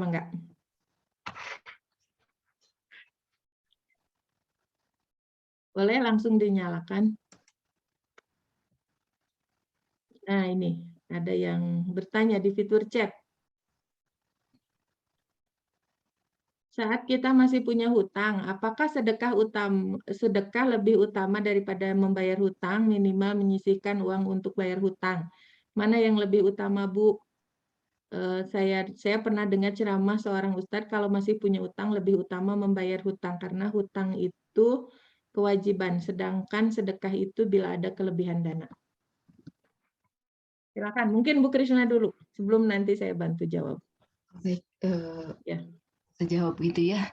Nah, manakah yang lebih utama gitu ya? Kalau saya namanya sedekah gitu ya, justru bukan pada saat kita berlebih. Namanya sedekah itu pada saat kita kesempitan pun kita tetap harus bersedekah gitu. Mungkin untuk nominalnya mungkin yang lebih tahu ibu sendiri gitu yang bisa membagi-bagi, tapi Masya Allah gitu yang namanya apa ya, keajaiban sedekah itu luar biasa gitu. Karena yang saya rasakan gitu, saya memang banyak dibantu sama Bu Endang gitu ya. Banyak sekali sampai nggak terhitung gitu. Hanya Allah yang bisa membalas semua kebaikan ibu gitu. Tapi pun karena saya sadar gitu bahwa tangan di atas itu jauh lebih baik daripada tangan di bawah. Saya setiap menerima gitu ya, itu sedekah gitu. Berapapun saya langsung, bahkan maaf itu bukannya ria gitu ya, bukan auzubillahi min dzalik gitu. Sekarang saya sudah niatkan mau itu 1 rupiah gitu ya, sebelum kemakan rezeki itu gitu. Subuh itu saya sudah keluarkan itu, mau 1.000, mau 500 gitu. Jadi buat saya sama-sama gitu ya, hutang yang memang wajib tidak bayar gitu, utamakan, tapi sedekah itu angka baiknya, karena kalau sedekah ketika kita kelapangan uang gitu ya atau rezeki itu kan biasa, tapi kalau kita melatih diri pada saat kita kesempitan itu yang menjadi luar biasa buat saya pribadi gitu. Itu aja mungkin beda enggak? Ya, satu yang saya ingat ya, salah satu pelajaran hidup lagi yang saya dapat dari Bu Krisna itu ketika kebiasaan sedekah subuhnya itu yang luar biasa gitu ya, yang saya sendiri belum bisa melakukan itu, dan kebetulan alhamdulillah anak-anak saya juga sekarang di sekolahnya kan ada ya program sedekah subuh, jadi itu juga melatih kami juga para orang tuanya untuk sama-sama bersedekah subuh-subuh gitu. Nah, dan ketika Ibu cerita gitu ya bagaimana orang tua Bu Krisna itu mengajarkan sedekah subuh gitu ya, walaupun hanya 2.000 gitu, walaupun nggak pergi ke masjid ya selalu ada celengan khusus gitu ya, dan itu sudah diniatkan untuk sedekah ya. Nah itu yang saya dapatkan waktu itu ya dari Bu Krisna gitu, dan saya benar-benar jelek banget gitu, wah Masya Allah Bu Krisna sudah biasa seperti itu gitu ya, dan saya belum biasa. Nah dan itu pelajaran yang salah satu yang saya dapat ya, selain pelajaran hidup yang banyak yang lainnya gitu ya. Salah satunya juga Jadi saya ingat mau itu ya share mungkin Bu kebiasaan. Endang, jadi saya punya ya ada namanya yang kayak gini Bu Endang di Hmm. rumah itu gitu. Pasti saya juga menularkan ini ya. Kelihatan nggak ya Bu? Kelihatan. Kelihatan ya. Jadi sebelum saya makan gitu ya, rezeki itu saya belum makan gitu, masih ya saya mengajarkan anak-anak juga untuk bersedekah berapapun gitu jumlahnya, nggak harus kalian tentuin berapa gitu, ya itunya dikumpulin gitu gitu. Kadang ya pergi kita gitu sebelum fajar menyingsing yang namanya, pokoknya sebelum ada matahari ini kita harus udah pergi gitu, sebelum kita makan gitu. Kita sedekahkan berapapun itu. Ya alhamdulillah anak-anak mulai mengikuti gitu Bu Indra, dan ya itu luar biasa gitu. Banyak sekali pertolongan dia. Allah kirimkan orang-orang terbaik di sekeliling saya, termasuk Bu Endang. Alhamdulillah, amin ya Allah. Saya mah hanya jalan aja, Bu. Itu mah rezeki dari Allah buat Bu Krisna ya. Ya, saya bantu jawab juga ya tadi yang pertanyaan dari Bu Arni. Lebih utama mana? Lebih utama bayar hutang. Hutang itu wajib ya hukumnya. Nah, tapi seperti tadi yang disampaikan oleh Bu Krisna, yang namanya sedekah dalam kondisi lapang, itu tuh biasa. Tapi sedekah dalam kondisi kita sendiri kesulitan, itu justru yang luar biasa. Gitu. Dan Allah juga kan menyarankan seperti itu ya, sedekah dalam kondisi lapang dan sempit. Allah tidak menyebut dalam kondisi lapang, tapi dua-duanya menyebutnya dalam kondisi lapang dan sempit. Nah, tentunya ya kita harus menakar. Kalau saya akhirnya begini, manajemennya. Saya mau tetap sedekah nih, tapi saya tetap harus bayar hutang. Sama, saya juga punya hutang. Dan alhamdulillah gitu ya, pada saat rezekinya ngurus mertua gitu ya, ngurus mertua tuh suami saya juga benar-benar membaktikan dirinya kepada ibu dan bapaknya menjelang mereka wafat gitu ya. Allah memberikan rezeki yang tak terhingga bagi kami, sehingga hutang-hutang kami itu kan bekas bangun rumah, terus saya juga masih ada hutang cicilan ke mertua saya juga maksudnya gitu ya, cicilan itu bekas S2 karena beasiswanya nggak jadi gitu ya waktu saya S2. Nah, kemudian pada saat kami benar-benar ikhlas gitu ya. Sebenarnya waktu kami mengurus ibu sama bapak juga ada titik-titik ketidakikhlasan ya. Ya Allah tuh akan senantiasa menguji ya, menguji keikhlasan, menguji kesabaran. Pan doa kita setiap hari itu ya. Ya Allah berikanlah kami kesabaran, keikhlasan, kekuatan. Lah gimana kita dapat keikhlasan? Gimana kita dapat kesabaran? Gimana kita dapat kekuatan kalau Allah tidak memberikan ujian? Ujian keikhlasan, ujian kekuatan, ujian kesabaran, ujian keistiqomahan gitu ya. Nah, Allah itu pasti akan menguji seperti itu, gitu ya. Kami pun sama, gitu ya. Ada titik-titik tertentu yang kadang-kadang awalnya kita ikhlas, di tengah-tengah ketika badan sudah mulai goyang, badan capek, lelah, pikiran, gitu ya. Ujian keikhlasan mulai itu, riak-riak ketidakikhlasan mulai muncul, gitu ya. Sampai akhirnya puncaknya kita sudah menangis, berdarah-darah, dan sampai titik kita benar-benar menyerahkan diri kepada Allah, maka disitulah pertolongan Allah tiba, gitu ya. Dan itu juga yang sampai akhirnya titik balik keikhlasan kami, ini saya bilang ke suami saya, udah ya, ini rezeki kita, Allah menitipkan ibu sama bapak sama kita, gitu ya. Ya sudah kita terima, gitu ya. Anggap saja, kalau kata guru ngajinya, anggap saja anaknya cuma kalian doang, gitu ya. Jadi jangan melirik ke sana kemari, gitu ya. Udah anggap aja kayak gitu, cuma kalian doang. Kan kalau cuma kalian doang, kalian nggak akan berharap kepada yang lain, kan? Nggak akan berharap kepada manusia. Itu guru ngaji saya sampai mengatakan seperti itu. Di saat saya pernah curhat ke beliau, nangis-nangis gitu ya, ketika ketidakikhlasan itu muncul gitu ya. Kemudian beliau memberikan memberikan wejangan yang benar-benar saya akan ingat terus gitu ya. Mereka sampaikan seperti itu gitu ya. Pertama buktinya, ketika kita sudah menangis berdarah-darah, berarti kita sudah mengerahkan segenap upaya gitu ya. Pertolongan Allah akan tiba.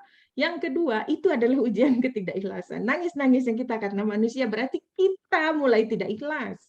Karena kalau kita ikhlas, kita nggak akan berharap kepada manusia. Dan disitulah kalau Allah menghendaki kita kembali ikhlas, maka Allah akan memberikan jalan-jalan yang kita tidak sangka-sangka. Kalau saya ya salah satunya lewat guru ngaji saya, beliau menyampaikan seperti itu, gitu ya. Udah, nggak usah mikir yang lain. Anggap aja anak-anaknya itu cuma kalian doang. Coba kalau anak-anaknya cuma kalian doang, emang kalian mau berharap sama yang lain? Enggak kan, tetap kalian uruskan sampai akhir. Kalian selesaikan kan? Iya benar, gitu ya. Sampai akhirnya titik baliknya itu pada saat kami sedang COVID gitu ya, Allah berikan ujian yang bertubi-tubi gitu ya. Kami juga masih penyembuhan COVID, kami juga harus merawat orang tua sampai akhirnya wafat gitu ya. Dan justru disitulah Allah menguji dan berusaha untuk menegur kami yang mulai merasa tidak ikhlas dan dikembalikan lagi kepada titik balik keikhlasan. Dan itu yang Allah berikan gitu ya, ujian-ujian, dan di akhirnya Allah memberikan pertolongan sampai hutang kami lunas gitu ya. Sampai saya bilang ke suami saya, ya tahu nggak, Bunda itu saat ini tuh Bunda orang yang paling berbahagia dan Bunda orang paling kaya. Maksudnya buat saya sendiri gitu ya. Kenapa saya merasa orang yang paling kaya? Karena Bunda nggak punya hutang ya. Kita nggak punya hutang, kita orang paling kaya. Saya bilang begitu gitu ya ke suami saya. Dan lunasnya hutang itu anugerah dari Allah gitu ya. Bukan karena kita loh. Itu yang harus kita ingat. Kadang-kadang kita kan begitu ya. Kita mikir, wah saya bisa melunasi hutang karena gue. Bukan karena lu gitu ya. Kalau kita gitu ya mau melunasi hutang hanya karena usaha kita, niscaya hutang kita nggak akan lunas gitu. Karena begitu lunas kita akan mikir-mikir lagi, oh hari ini hutang saya lunas, kayak ini godaan riba ya gitu ya. Misalnya kita nyicil motor kita udah lunas, oh kemarin nyicil motor saya mampu, berarti saya nyicil yang lain juga mampu, karena masih merasa karena gue kan. Akhirnya kita tergoda, minjem lagi, akhirnya berhutang terus gitu. Kalau masih merasa hutang lunas itu karena gue, Allah pasti akan memberikan godaan itu gitu. Kita akan berhutang lagi, telunas-lunas mungkin gitu ya. Nah, maka lunasnya hutang itu karena Allah, bukan semata-mata karena usaha kita. Itu yang harus diingat. Maka yang harus kita lakukan adalah menyempurnakan ikhtiar kita, baik itu ikhtiar langit maupun ikhtiar bumi. Gitu. Ikhtiar langit dengan apa? Terus-terus memurnikan penghambaan kita kepada Allah terus-terusan. Gitu. Karena ya tadi godaan-godaan ketidakikhlasan, ketidaksabaran, ketidaktaatan itu akan Allah berikan terus. Gitu ya, murnikan gitu ya. Ketaatan kita, kemudian usahakan terus untuk tidak bermaksiat kepada Allah, karena maksiat-maksiat kita itu akan menghalangi gitu ya terkabulnya doa-doa kita. Nah, kemudian sempurnakan ikhtiar bumi. Salah satunya tadi kita bersedekah walaupun kondisi kita sedang sempit. Nah, kalau saya akhirnya di manajenya begini. Misalnya, saya sudah meniatkan nih, sebulan bayar 1 juta. Gitu ya, 1 juta misalnya dari gaji saya. Gitu ya, bekas S2 saya. Saya sudah bilang, sebenarnya suami saya bilang, ya hutang Bunda kan hutang ayah. Saya bilang, enggak, itu hutangnya Bunda, biar Bunda yang nyicil. Saya bilang begitu, walaupun pada akhirnya dilunasi sama suami saya juga gitu ya. Nah, saya meniatkan, saya sudah bilang ke mertua saya waktu itu, Bu, saya mau nyicil sebulan 1 juta. Saya bilang begitu, hutang saya ke Ibu. Nah, kalau saya meniatkan bayar hutang 1 juta sebulan, maka kalau saya mau sedekah, misalnya saya sedekah 100.000, misal gitu ya, per bulan, maka usaha saya untuk dapat 1 juta bayar utang dengan sedekah 100.000 berarti harus lebih daripada biasanya kan. Pertama, kita berusaha dulu untuk memenuhi yang 1 juta. Terus kita tambah usaha kita untuk menghasilkan yang 100.000 untuk sedekah. Kalau saya dulu manajemennya begitu. Gitu. Jadi niatkan bayar hutang berapa, sedekah berapa. Jadi kita memang sudah meniatkan, walaupun pada akhirnya gitu ya godaan-godaan sedekah itu teh banyak. 100.000, kan kita juga lagi sempit. Kayaknya besar gitu sedekah 100.000 teh. Nah, itu yang saya bilang, sedekah itu jangan dilihat nominalnya dan jangan berharap Allah akan kembalikan itu. Walaupun betul keajaiban sedekah, orang bersedekah itu Allah akan tambah rezekinya, tapi bukan berarti kita sedekah akhirnya hitung-hitungan, oh saya punya hutang 10 juta, saya pengen lunas, gitu ya, misalnya sedekah sekian, dapat pahala sekian, Allah akan ganti sekian, maka berarti kalau saya mau hutang lunas 10 juta, berarti saya harus sedekah sekian. Enggak begitu, gitu ya, kita nggak akan dapat apa-apa kalau kayak gitu, cuma dapat lunas utangnya doang. Tapi pahala di hadapan Allah kagak, gitu ya. Jadi murnikan ketaatan kita, murnikan sedekah kita hanya untuk Allah saja. Gitu ya, masalah Allah nanti melunasi hutang kita itu rezeki yang lain. Gitu ya, itu rezeki yang lain selain pahala yang Allah berikan. Nah, kemudian kalau kita sudah meniatkan nih, gitu ya, sudah memanage nih untuk bayar utang, ini untuk sedekah. Ternyata Allah uji tuh bulan itu tuh kita sampai akhirnya sudah berusaha keras untuk sedekah, nggak bisa tuh sedekah harta, gitu. Maka sedekahlah yang lain. Apa yang paling mudah? Senyum. Kan kata Rasulullah gitu. Sedekah yang paling mudah adalah senyum untuk saudaranya. Jadi ketika bertemu dengan sesama muslim, Assalamualaikum, Daramang Pak Haji, Bu Haji. Ih, suka seneng banget saya kalau dibilang Bu Haji gitu ya, sama misalnya kayak tukang ojek atau tukang apa gitu ya. Atau di pasar misalnya, Bu Haji, badai ngagaluh moal gitu. Nah, dibilang Bu Haji dalam hati, amin ya Allah, amin. Semoga beneran jadi Allah undang kami untuk berhaji beneran gitu ya. Nah, walaupun hanya sekedar bilang Bu Haji, assalamualaikum bariseri gitu, itu sudah sedekah gitu. Atau kita diberikan tenaga yang kuat gitu ya. Kita bisa sedekah dengan tenaga kita. Misalnya orang butuh nih, butuh bantuan di pasar, ada nenek-nenek, aduh menikarunya jika beraten gitu, maka bantu gitu, gerak buru-buru. Atau ada orang susah mau menyeberang, kita sudah biasa menyeberang, seberangin orang itu juga sedekah gitu. Jadi sedekah itu bukan melulu bicara harta, ya memang gitu ya, bicara sedekah dengan harta itu juga utama gitu. Tapi ketika itu sudah mengupayakan segenap tenaga untuk sedekah, harta tidak bisa, maka ada sedekah-sedekah yang lainnya gitu. Jadi tetap kita bersedekah gitu ya.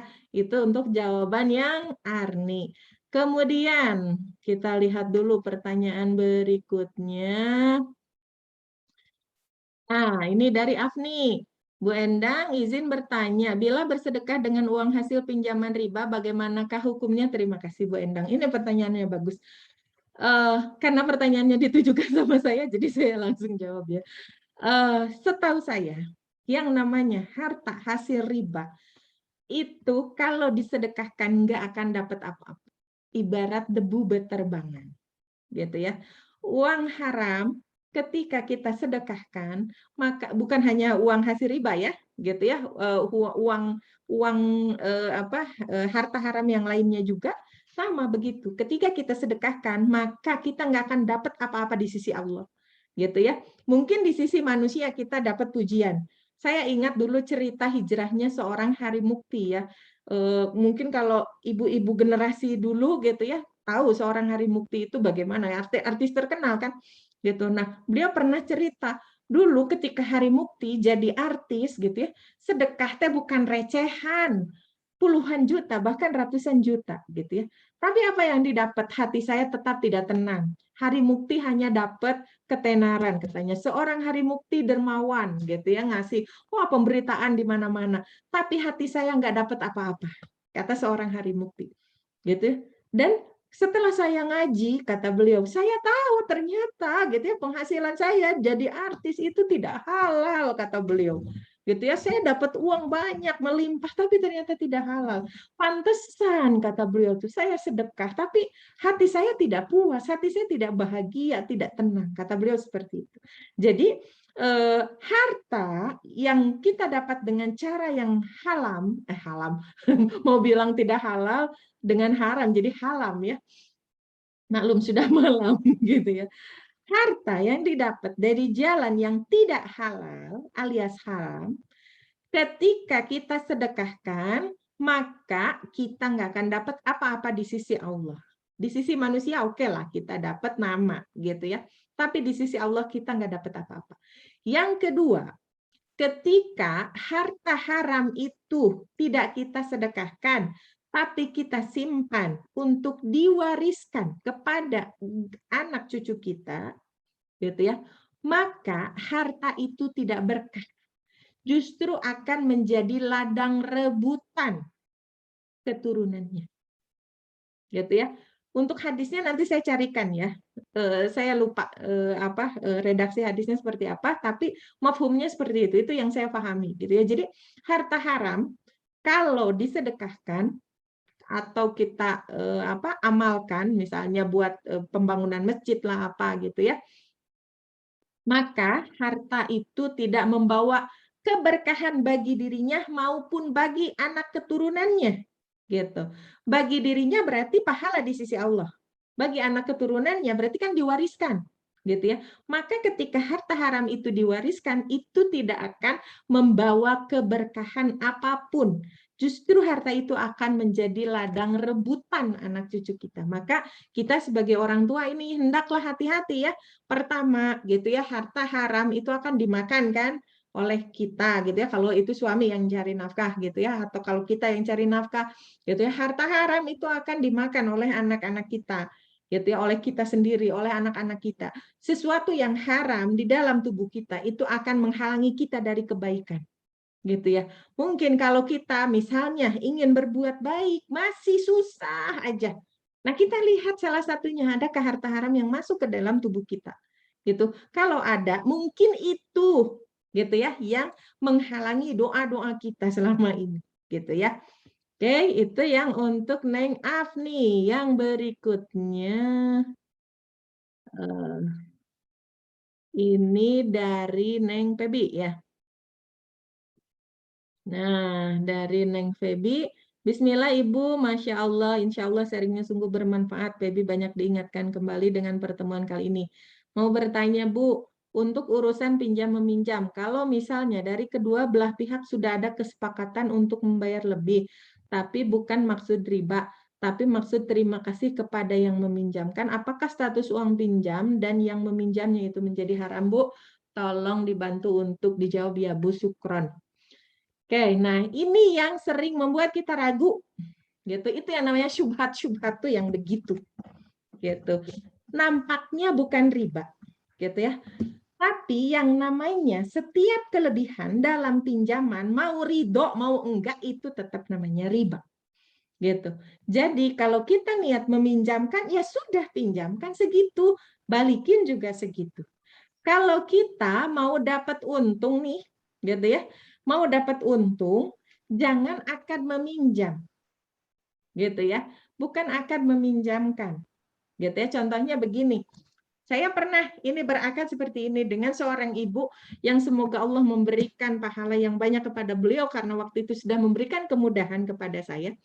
Saya waktu itu butuh transportasi ya. Saya ceritanya mau beli motor, tapi uang saya nggak cukup.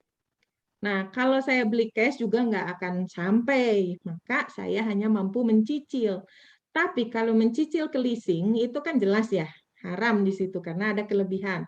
Nah, akhirnya kebetulan waktu itu saya suka ngajar les anaknya, dan ibunya ini Agnia, gitu ya. Baik ibunya, bapaknya ini dua-duanya orang kaya raya, gitu. Nah, saya kan kalau kebetulan rumahnya itu besar di komplek perumahan yang elit, gitu ya. Tapi bagi saya jadi susah karena perumahan elit itu kan biasanya masuk ke dalam ya, enggak pinggir jalan naik angkot gitu.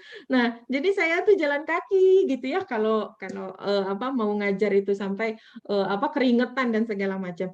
Nah, akhirnya saya cerita tuh ke beliau kalau kan beliau nanya, "Tendang naik apa ke sini?" Saya bilang aja naik ya ngangkot lagi, Bu. Ya gimana lagi orang nggak punya kendaraan gitu kan ya pasti ngangkot. Nah, terus saya cerita sebenarnya saya lagi ada niat sih pengen beli motor tapi uang saya nggak cukup. Nah, akhirnya beliau bilang, "Emang berapa harga motornya?" Gitu ya. Ada sih yang nawarin harga motornya 5 juta kata saya teh, tapi saya belum punya SIM. Jadi saya mau bikin SIM dan ngurus-ngurus sekalian. Jadi saya butuh 5,5 juta. Nah, saya bilang kalau ada orang yang mau meminjamkan 5,5 juta, alhamdulillah. Tapi ada skema yang kedua sebenarnya. Orang itu, jadi saya pinjamnya 500.000 karena yang 500.000 itu kan pinjam saya butuh. Nah, yang motornya itu beliau beli dulu, gitu ya. Beliau beli dulu harga 5 juta motornya. Kemudian kalau beliau mau dapat untung, beliau ambil dulu keuntungannya. Misalnya 2 juta untungnya. Jadi 7 juta tuh dijual ke saya, tapi saya bayarnya kredit. Itu boleh. Kenapa? Pertama, motornya sudah jadi hak milik si ibu. Gitu kan, motornya sudah jadi hak milik si ibu. Si ibu ngambil kelebihan di situ, itu boleh. Karena apa? Ngambil untung dari jual beli, itu boleh. Nah, saya belinya kredit, itu boleh. Gitu. Jadi kelebihan 2 juta di situ itu bukan kelebihan riba, bukan, tapi itu untung dari motor itu. Gitu. Nah, yang 500.000 saya pinjam, nggak bisa saya kasih kelebihan di situ karena akadnya pinjam kan, yang 500.000 mah ada bukan buat beli motor kan. Tapi saya butuh untuk bikin SIM dan bolak-balik karena waktu itu kan saya KTP Sumedang, jadi bolak-balik Sumedang kan lumayan tuh ongkosnya gitu kan. Jadi saya bilang saya butuh sekian. Nah, akhirnya ibunya ya udah saya pinjemin gitu. Jadi beliau meminjamkan ke saya tanpa jaminan apapun. Beliau ngasih pinjam 5,5 juta. Waktu itu saya cicil setiap bulan 400.000 karena saya cuma sanggupnya 400.000. Waktu itu saya lagi wirausaha sama teman-teman anak mesin ITENAS waktu itu.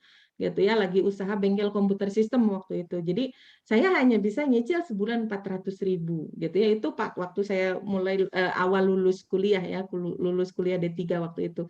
Nah, kalau skemanya seperti itu boleh gitu karena itu bukan riba gitu, itu bukan riba. Tapi kalau akadnya pinjam meminjam kelebihan seperti apapun gitu ya, maka itu tetap riba. Kalaupun kita mau berterima kasih nggak perlu diakadkan gitu. Kalau orang paham gitu ya, dikasih kelebihan itu nggak akan mau gitu, nggak akan mau. Kenapa? Walaupun misalnya yang minjemnya kan kita sudah diberikan kemudahan tanpa riba, kita juga ingin berterima kasih. Kalau mau berterima kasih saja sama Allah. Biar Allah yang mengganti gitu ya, biar Allah yang memberikan apa namanya tuh kelebihan yang memberikan kelebihan kepada kita yang meminjamkan, bukan si peminjam yang memberikan kepada yang meminjamkan gitu. Karena itu yang namanya syubhat-syubhat yang seperti itu. Jadi kalau mau ngasih ya ngasih aja, nggak perlu diakadkan ini ya karena saya berterima kasih karena engkau sudah meminjamkan uang, bukan. Kalau mau kasih hadiah boleh, tapi jangan di momen itu, nanti tunggu gitu ya, dan jangan bilang itu untuk hadiah karena meminjamkan, berarti kan kita nggak ikhlas gitu ya, bukan nggak ikhlas ya, merusak keikhlasan gitu ya, merusak keikhlasan. Jadi biarkan Allah yang apa namanya tuh membalas gitu, karena kita paham itu apa setiap kelebihan dari pinjaman itu tetap riba masuknya gitu ya, walaupun apa namanya tuh ada para ulama yang membolehkan yang seperti itu, tapi kalau saya pribadi untuk kehati-hatian saya berpendapat yang itu tidak boleh gitu. Jadi mangga kalau misalnya ada ulama yang lain yang membolehkan, mangga. Kalau saya bukan ulama, tapi saya mengikuti ulama yang saya percaya gitu ya, yang benar-benar mereka waro gitu ya. Waro itu hati-hati ya. Hati-hati dalam setiap transaksi karena tadi ya sesedikit apapun uang haram gitu ya, kalau kita amalkan nggak jadi apa-apa. Kalau kita diamkan dalam artian diwariskan maka nggak akan pernah berkah, itu akan menjadi ladang perselisihan. Dan setiap harta haram yang kita simpan Allah akan ambil kalau ada hak orang lain di situ. Gitu. Dengan cara apa? Dengan caranya Allah. Bisa dengan kebakaran kah, kecelakaan kah, atau misalnya musibah yang lain kah, atau kecurian kah, ditipu kah. Bagi Allah itu sangat mudah mengambil harta yang bukan hak kita. Gitu. Jadi hati-hati menyimpan harta yang bukan hak kita. Gitu ya, karena tadi Allah akan mengambilnya. Kalau kita sedekahkan karena itu harta bukan hak kita, maka nggak dapat apa-apa. Kalau kita wariskan, maka itu akan menjadi harta yang menyebabkan perselisihan. Demikian jawabannya untuk Neng Febi. Kita lihat lagi. Terima kasih Bu Endang, sama-sama. Kemudian ini dari Bu Yanti, Masya Allah Bu Krisna, semoga Ibu istiqomah dan tidak merasa cukup ada di titik seperti sekarang. Oleh karena itu mohon maaf mau bertanya, apa rencana hidup Ibu selanjutnya setelah Ibu merasakan ujian-ujian yang luar biasa, namun betapa pertolongan Allah begitu dekat. Ini pertanyaan Bu Yanti. Sehati berarti kita Bu Yanti, karena saya pun akan menanyakan itu gitu ya. Apa rencana hidup Bu Krisna selanjutnya? Karena apa ya? Ya tentunya kita kan ingin apa menjadi pribadi-pribadi yang lebih baik dari ini gitu ya. Jadi apa rencananya, harapan-harapan ke depannya itu seperti apa? Mangga Bun, sekalian dijawab dengan pertanyaan Bu Yanti dan pertanyaan dari saya Baik, karena kita ya. sehati. Mangga. Baik, terima kasih Ibu Yanti ya. Semoga istiqomah, amin ya Allah. Semoga insya Allah ke depannya gitu ya. Saya tetap berusaha menjadi nomor satu, tetap bersyukur apapun kondisinya gitu ya. Semua dilakukan hanya karena Allah. Kemudian apalagi di pertanyaannya, selanjutnya ya saya terus memperbaiki diri, dan saya juga bercita-cita gitu ya. Saya pengen juga seperti Ibu Endang gitu. Saya ingin diberikan kesempatan sama Allah untuk bisa membantu orang dari jeratan riba itu juga gitu. Karena saya dibantu sama Bu Endang seperti itu, jadi saya pun punya cita-cita Bu Endang gitu. Suatu saat nanti jika Allah beri kesempatan, saya ingin membantu orang-orang keluar dari jeratan riba. Itu Amin. harapan saya gitu ya ke depannya. Kemudian apa yang disampaikan gitu tadi Bu Endang ya, untuk Ya, harapan-harapannya tadi kan sudah pengen seperti ya, itu. Mungkin ada sesuatu yang ingin disampaikan ke apa ke kami-kami nih, oke, ya wejangan, tips, mungkin, trik atau mungkin sesuatu yang bisalah menjadi closing statement lah sekalian gitu ya karena ternyata oh sudah gitu. Baik, jadi ya 21.30. nomor satu ya balik lagi ya, Ya. tetap bersyukur apapun kondisi kita gitu ya, berprasangka baik terus sama Allah gitu. Karena ketika kita diberikan cobaan berarti kita orang-orang yang terpilih.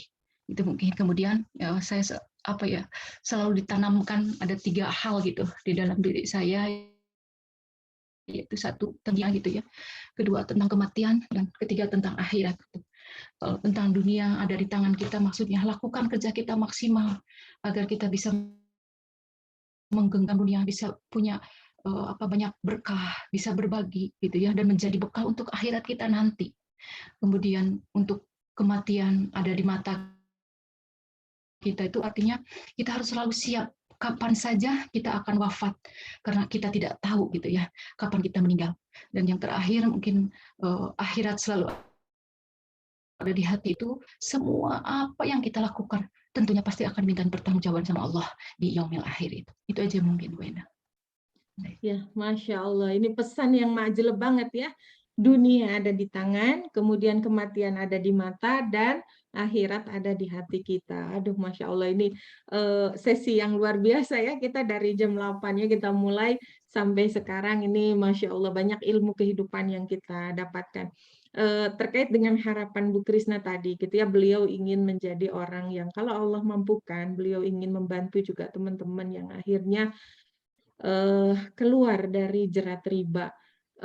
Apa yang Bu Krisna harapkan itu juga yang Allah berikan anugerah sama saya. Dulu saya mungkin akan cerita sedikit ya, sekaligus ini mungkin cerita pengantar tidur ya karena ini cerita terakhir. Saya lahir dari keluarga yang biasa-biasa saja, ibu bapak saya lulusan SD dan kita benar-benar memulai kehidupan kita dari nol. Ketika saya SD, ibu sama bapak saya tuh pernah meminjamkan uang. Sebenarnya bukan beliau menyengaja meminjamkan uang karena sebetulnya kami pun kekurangan. Tapi pada saat itu kebetulan ada sahabatnya bapak saya yang sedang kekurangan, kemudian beliau meminjam uang ke bank. Karena beliau namanya sudah ada, sudah tercatat di bank, jadi kan nggak bisa ngajuin lagi. Akhirnya pinjam nama bapak saya. Awalnya bulan-bulan kan utangnya tuh 1 tahunan kalau nggak salah apa 2 tahunan gitulah, entahlah saya lupa lagi. Nah, cuma di 3 bulan terakhir cicilan itu mandek, gitu ya. Beliau tidak bisa membayar hutang itu karena namanya bapak saya yang tercatat di bank, otomatis kan yang ditagih itu bapak saya, gitu ya. Kebayang seorang petani dan petani pun kita buruh, gitu ya. Harus bayar cicilan, waktu itu tuh saya kayaknya usia kelas 4 SD atau kelas 5 SD gitu.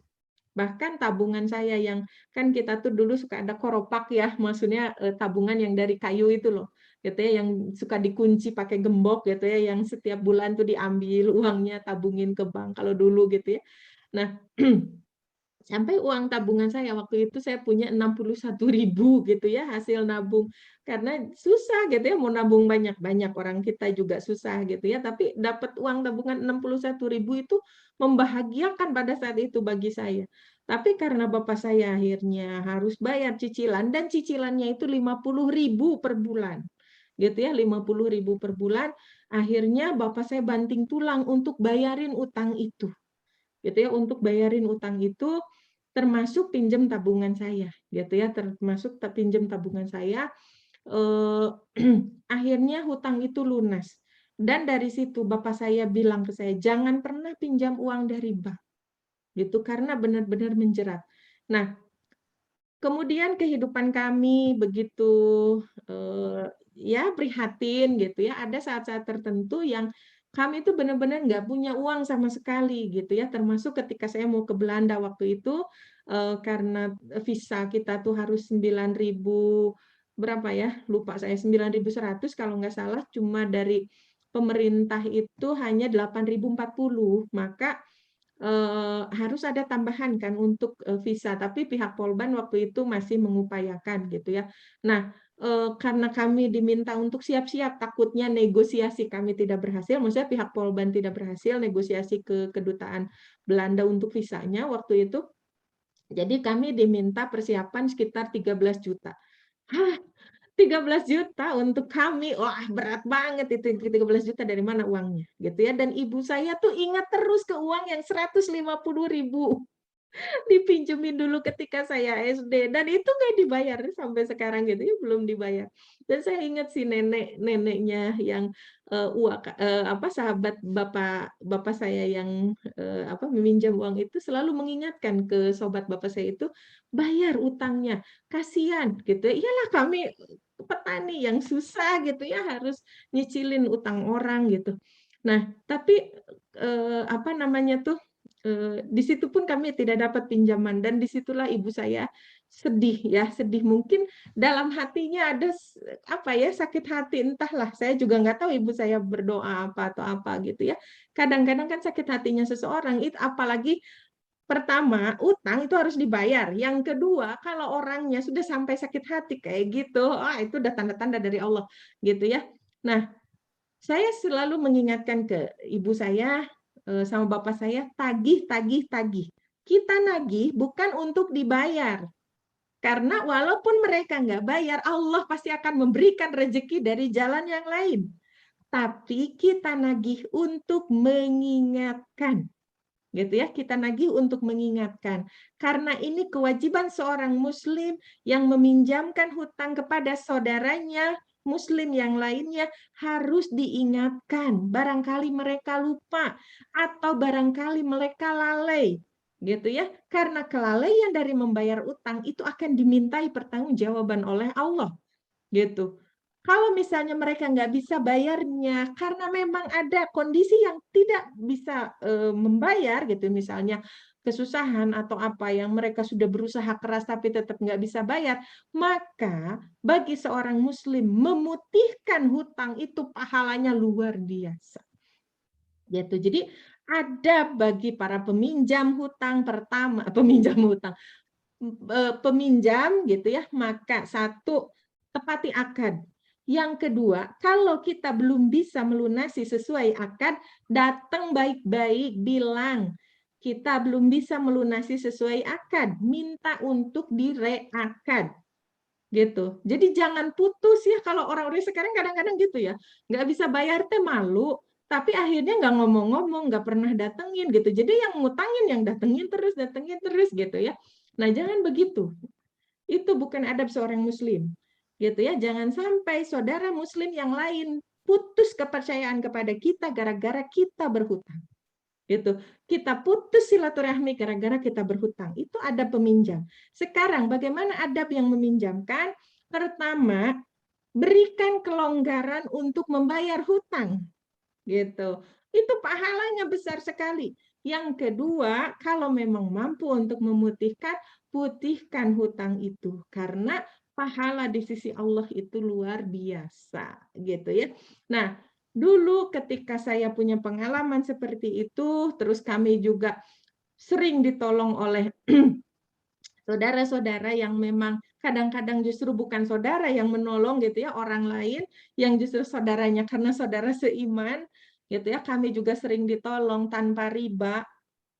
Akhirnya dari situ saya berniat sama Allah, ya Allah, kalau Engkau gitu ya berikan kelapangan kepada hamba, maka mudahkan hamba untuk menolong saudara-saudara yang lain sebagaimana saudara-saudara hamba yang waktu itu menolong hamba, menolong keluarga hamba pada saat kesulitan.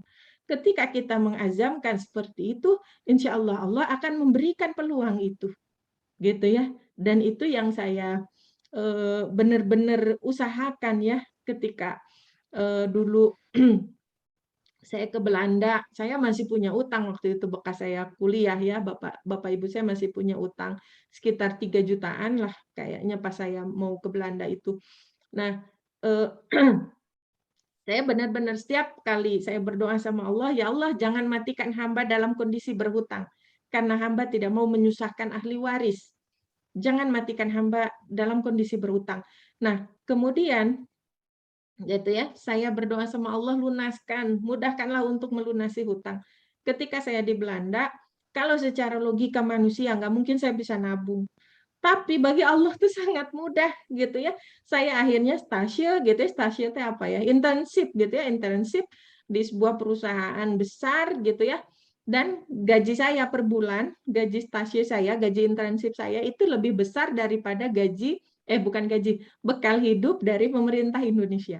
Dan di situ saya bisa nabung sampai akhirnya saya bisa pulang ke Indonesia itu saya masih bisa meminjamkan ke teman saya gitu ya yang lagi kesusahan di Belanda, saya juga bisa melunasi hutang keluarga saya dan disitulah pertama kali saya merasa menjadi orang terkaya di dunia karena saya nggak punya hutang gitu. Dan kedua kalinya kemarin sama suami saya itu yang saya bilang apa namanya tuh saya merasa menjadi orang terkaya di dunia karena saya nggak punya hutang. Nah, itu semua jawaban dari doa-doa kita. Jangan berputus asa dari rahmat Allah. Mungkin Allah tidak mengabulkan saat ini karena kita belum memurnikan penghambaan kita kepada beliau gitu ya, kepada Allah, kepada zat yang sudah menciptakan kita. Gitu ya. Atau Allah masih ingin kita menghamba, Allah masih ingin istilahnya teh orang mencek orang Sunda mah nyegruk gitu. Apa nyegruk itu? Menangis gitu ya, benar-benar hanya menyerahkan segala urusan kepada Allah, hanya meminta kepada Allah. Allah sayang sama kita, Allah ingin berlama-lama, kita seolah-olah berada di dalam pangkuannya Allah gitu ya.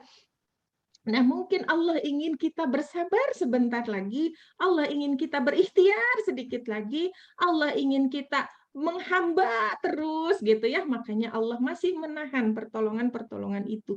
Tapi jangan berputus asa dari rahmat Allah.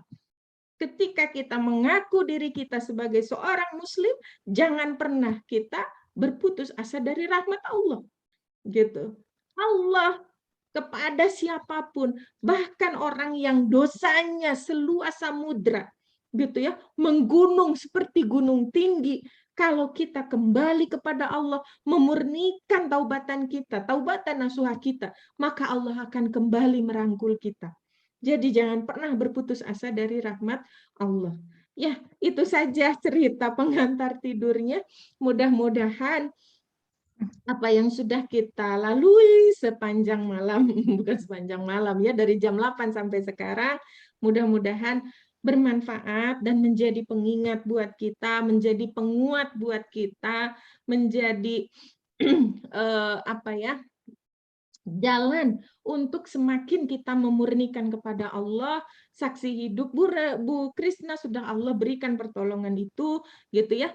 Kita pun pasti akan diberikan pertolongan-pertolongan yang banyak oleh Allah, gitu ya. Nah, mudah-mudahan apa yang diharapkan oleh Bu Krisna bisa terwujud, kita semua bisa lunas hutang, kita juga diberikan kesempatan oleh Allah untuk menjadi tangan di atas yang menolong orang-orang yang kesulitan, gitu ya. Mudah-mudahan Allah segera melunaskan hutang-hutang kita, mudah-mudahan Allah juga memberikan kesehatan khususnya bagi Bu Krisna, dan umumnya bagi kita semuanya, mudah-mudahan Allah juga memberikan keturunan yang solih-solihah kepada kita, bagi kita semua yang sedang bermasalah, semoga Allah memudahkan untuk memberikan solusi atas masalah-masalah kita semua.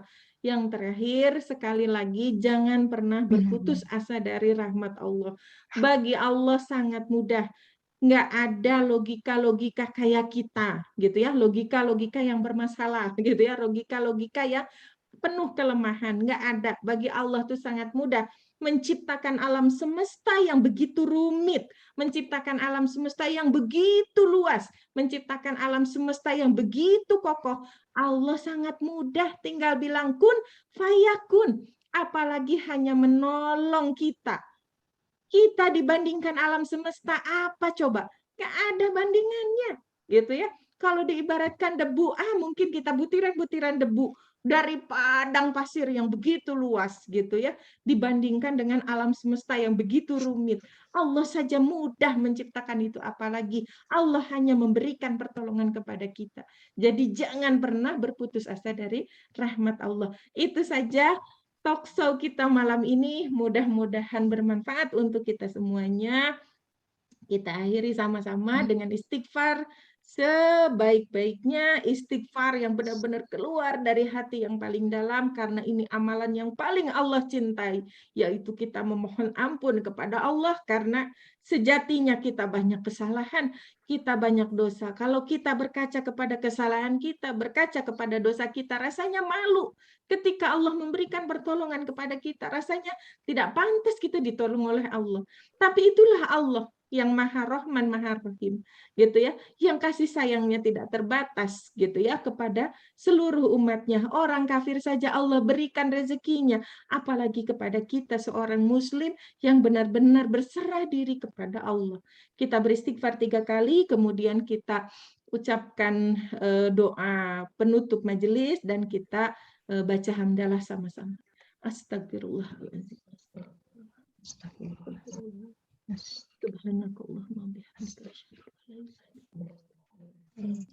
Alhamdulillahirrabbilalamin. Terakhir, mudah-mudahan doa-doa kita malam ini Allah kabulkan, gitu ya. Ketika kita hadir dalam majelis ilmu, insya Allah malaikat itu banyak yang menyaksikan kita. Mudah-mudahan doa-doa yang kita panjatkan malam ini diaminkan juga oleh para malaikat dan segera mengetuk pintu langit dan Allah memberikan kemudahan untuk mengabulkannya, gitu ya. Itu saja saya mewakili Bu Krisna, gitu ya, dan saya pribadi saya mohon maaf. Assalamualaikum warahmatullahi wabarakatuh. Waalaikumsalam warahmatullahi wabarakatuh.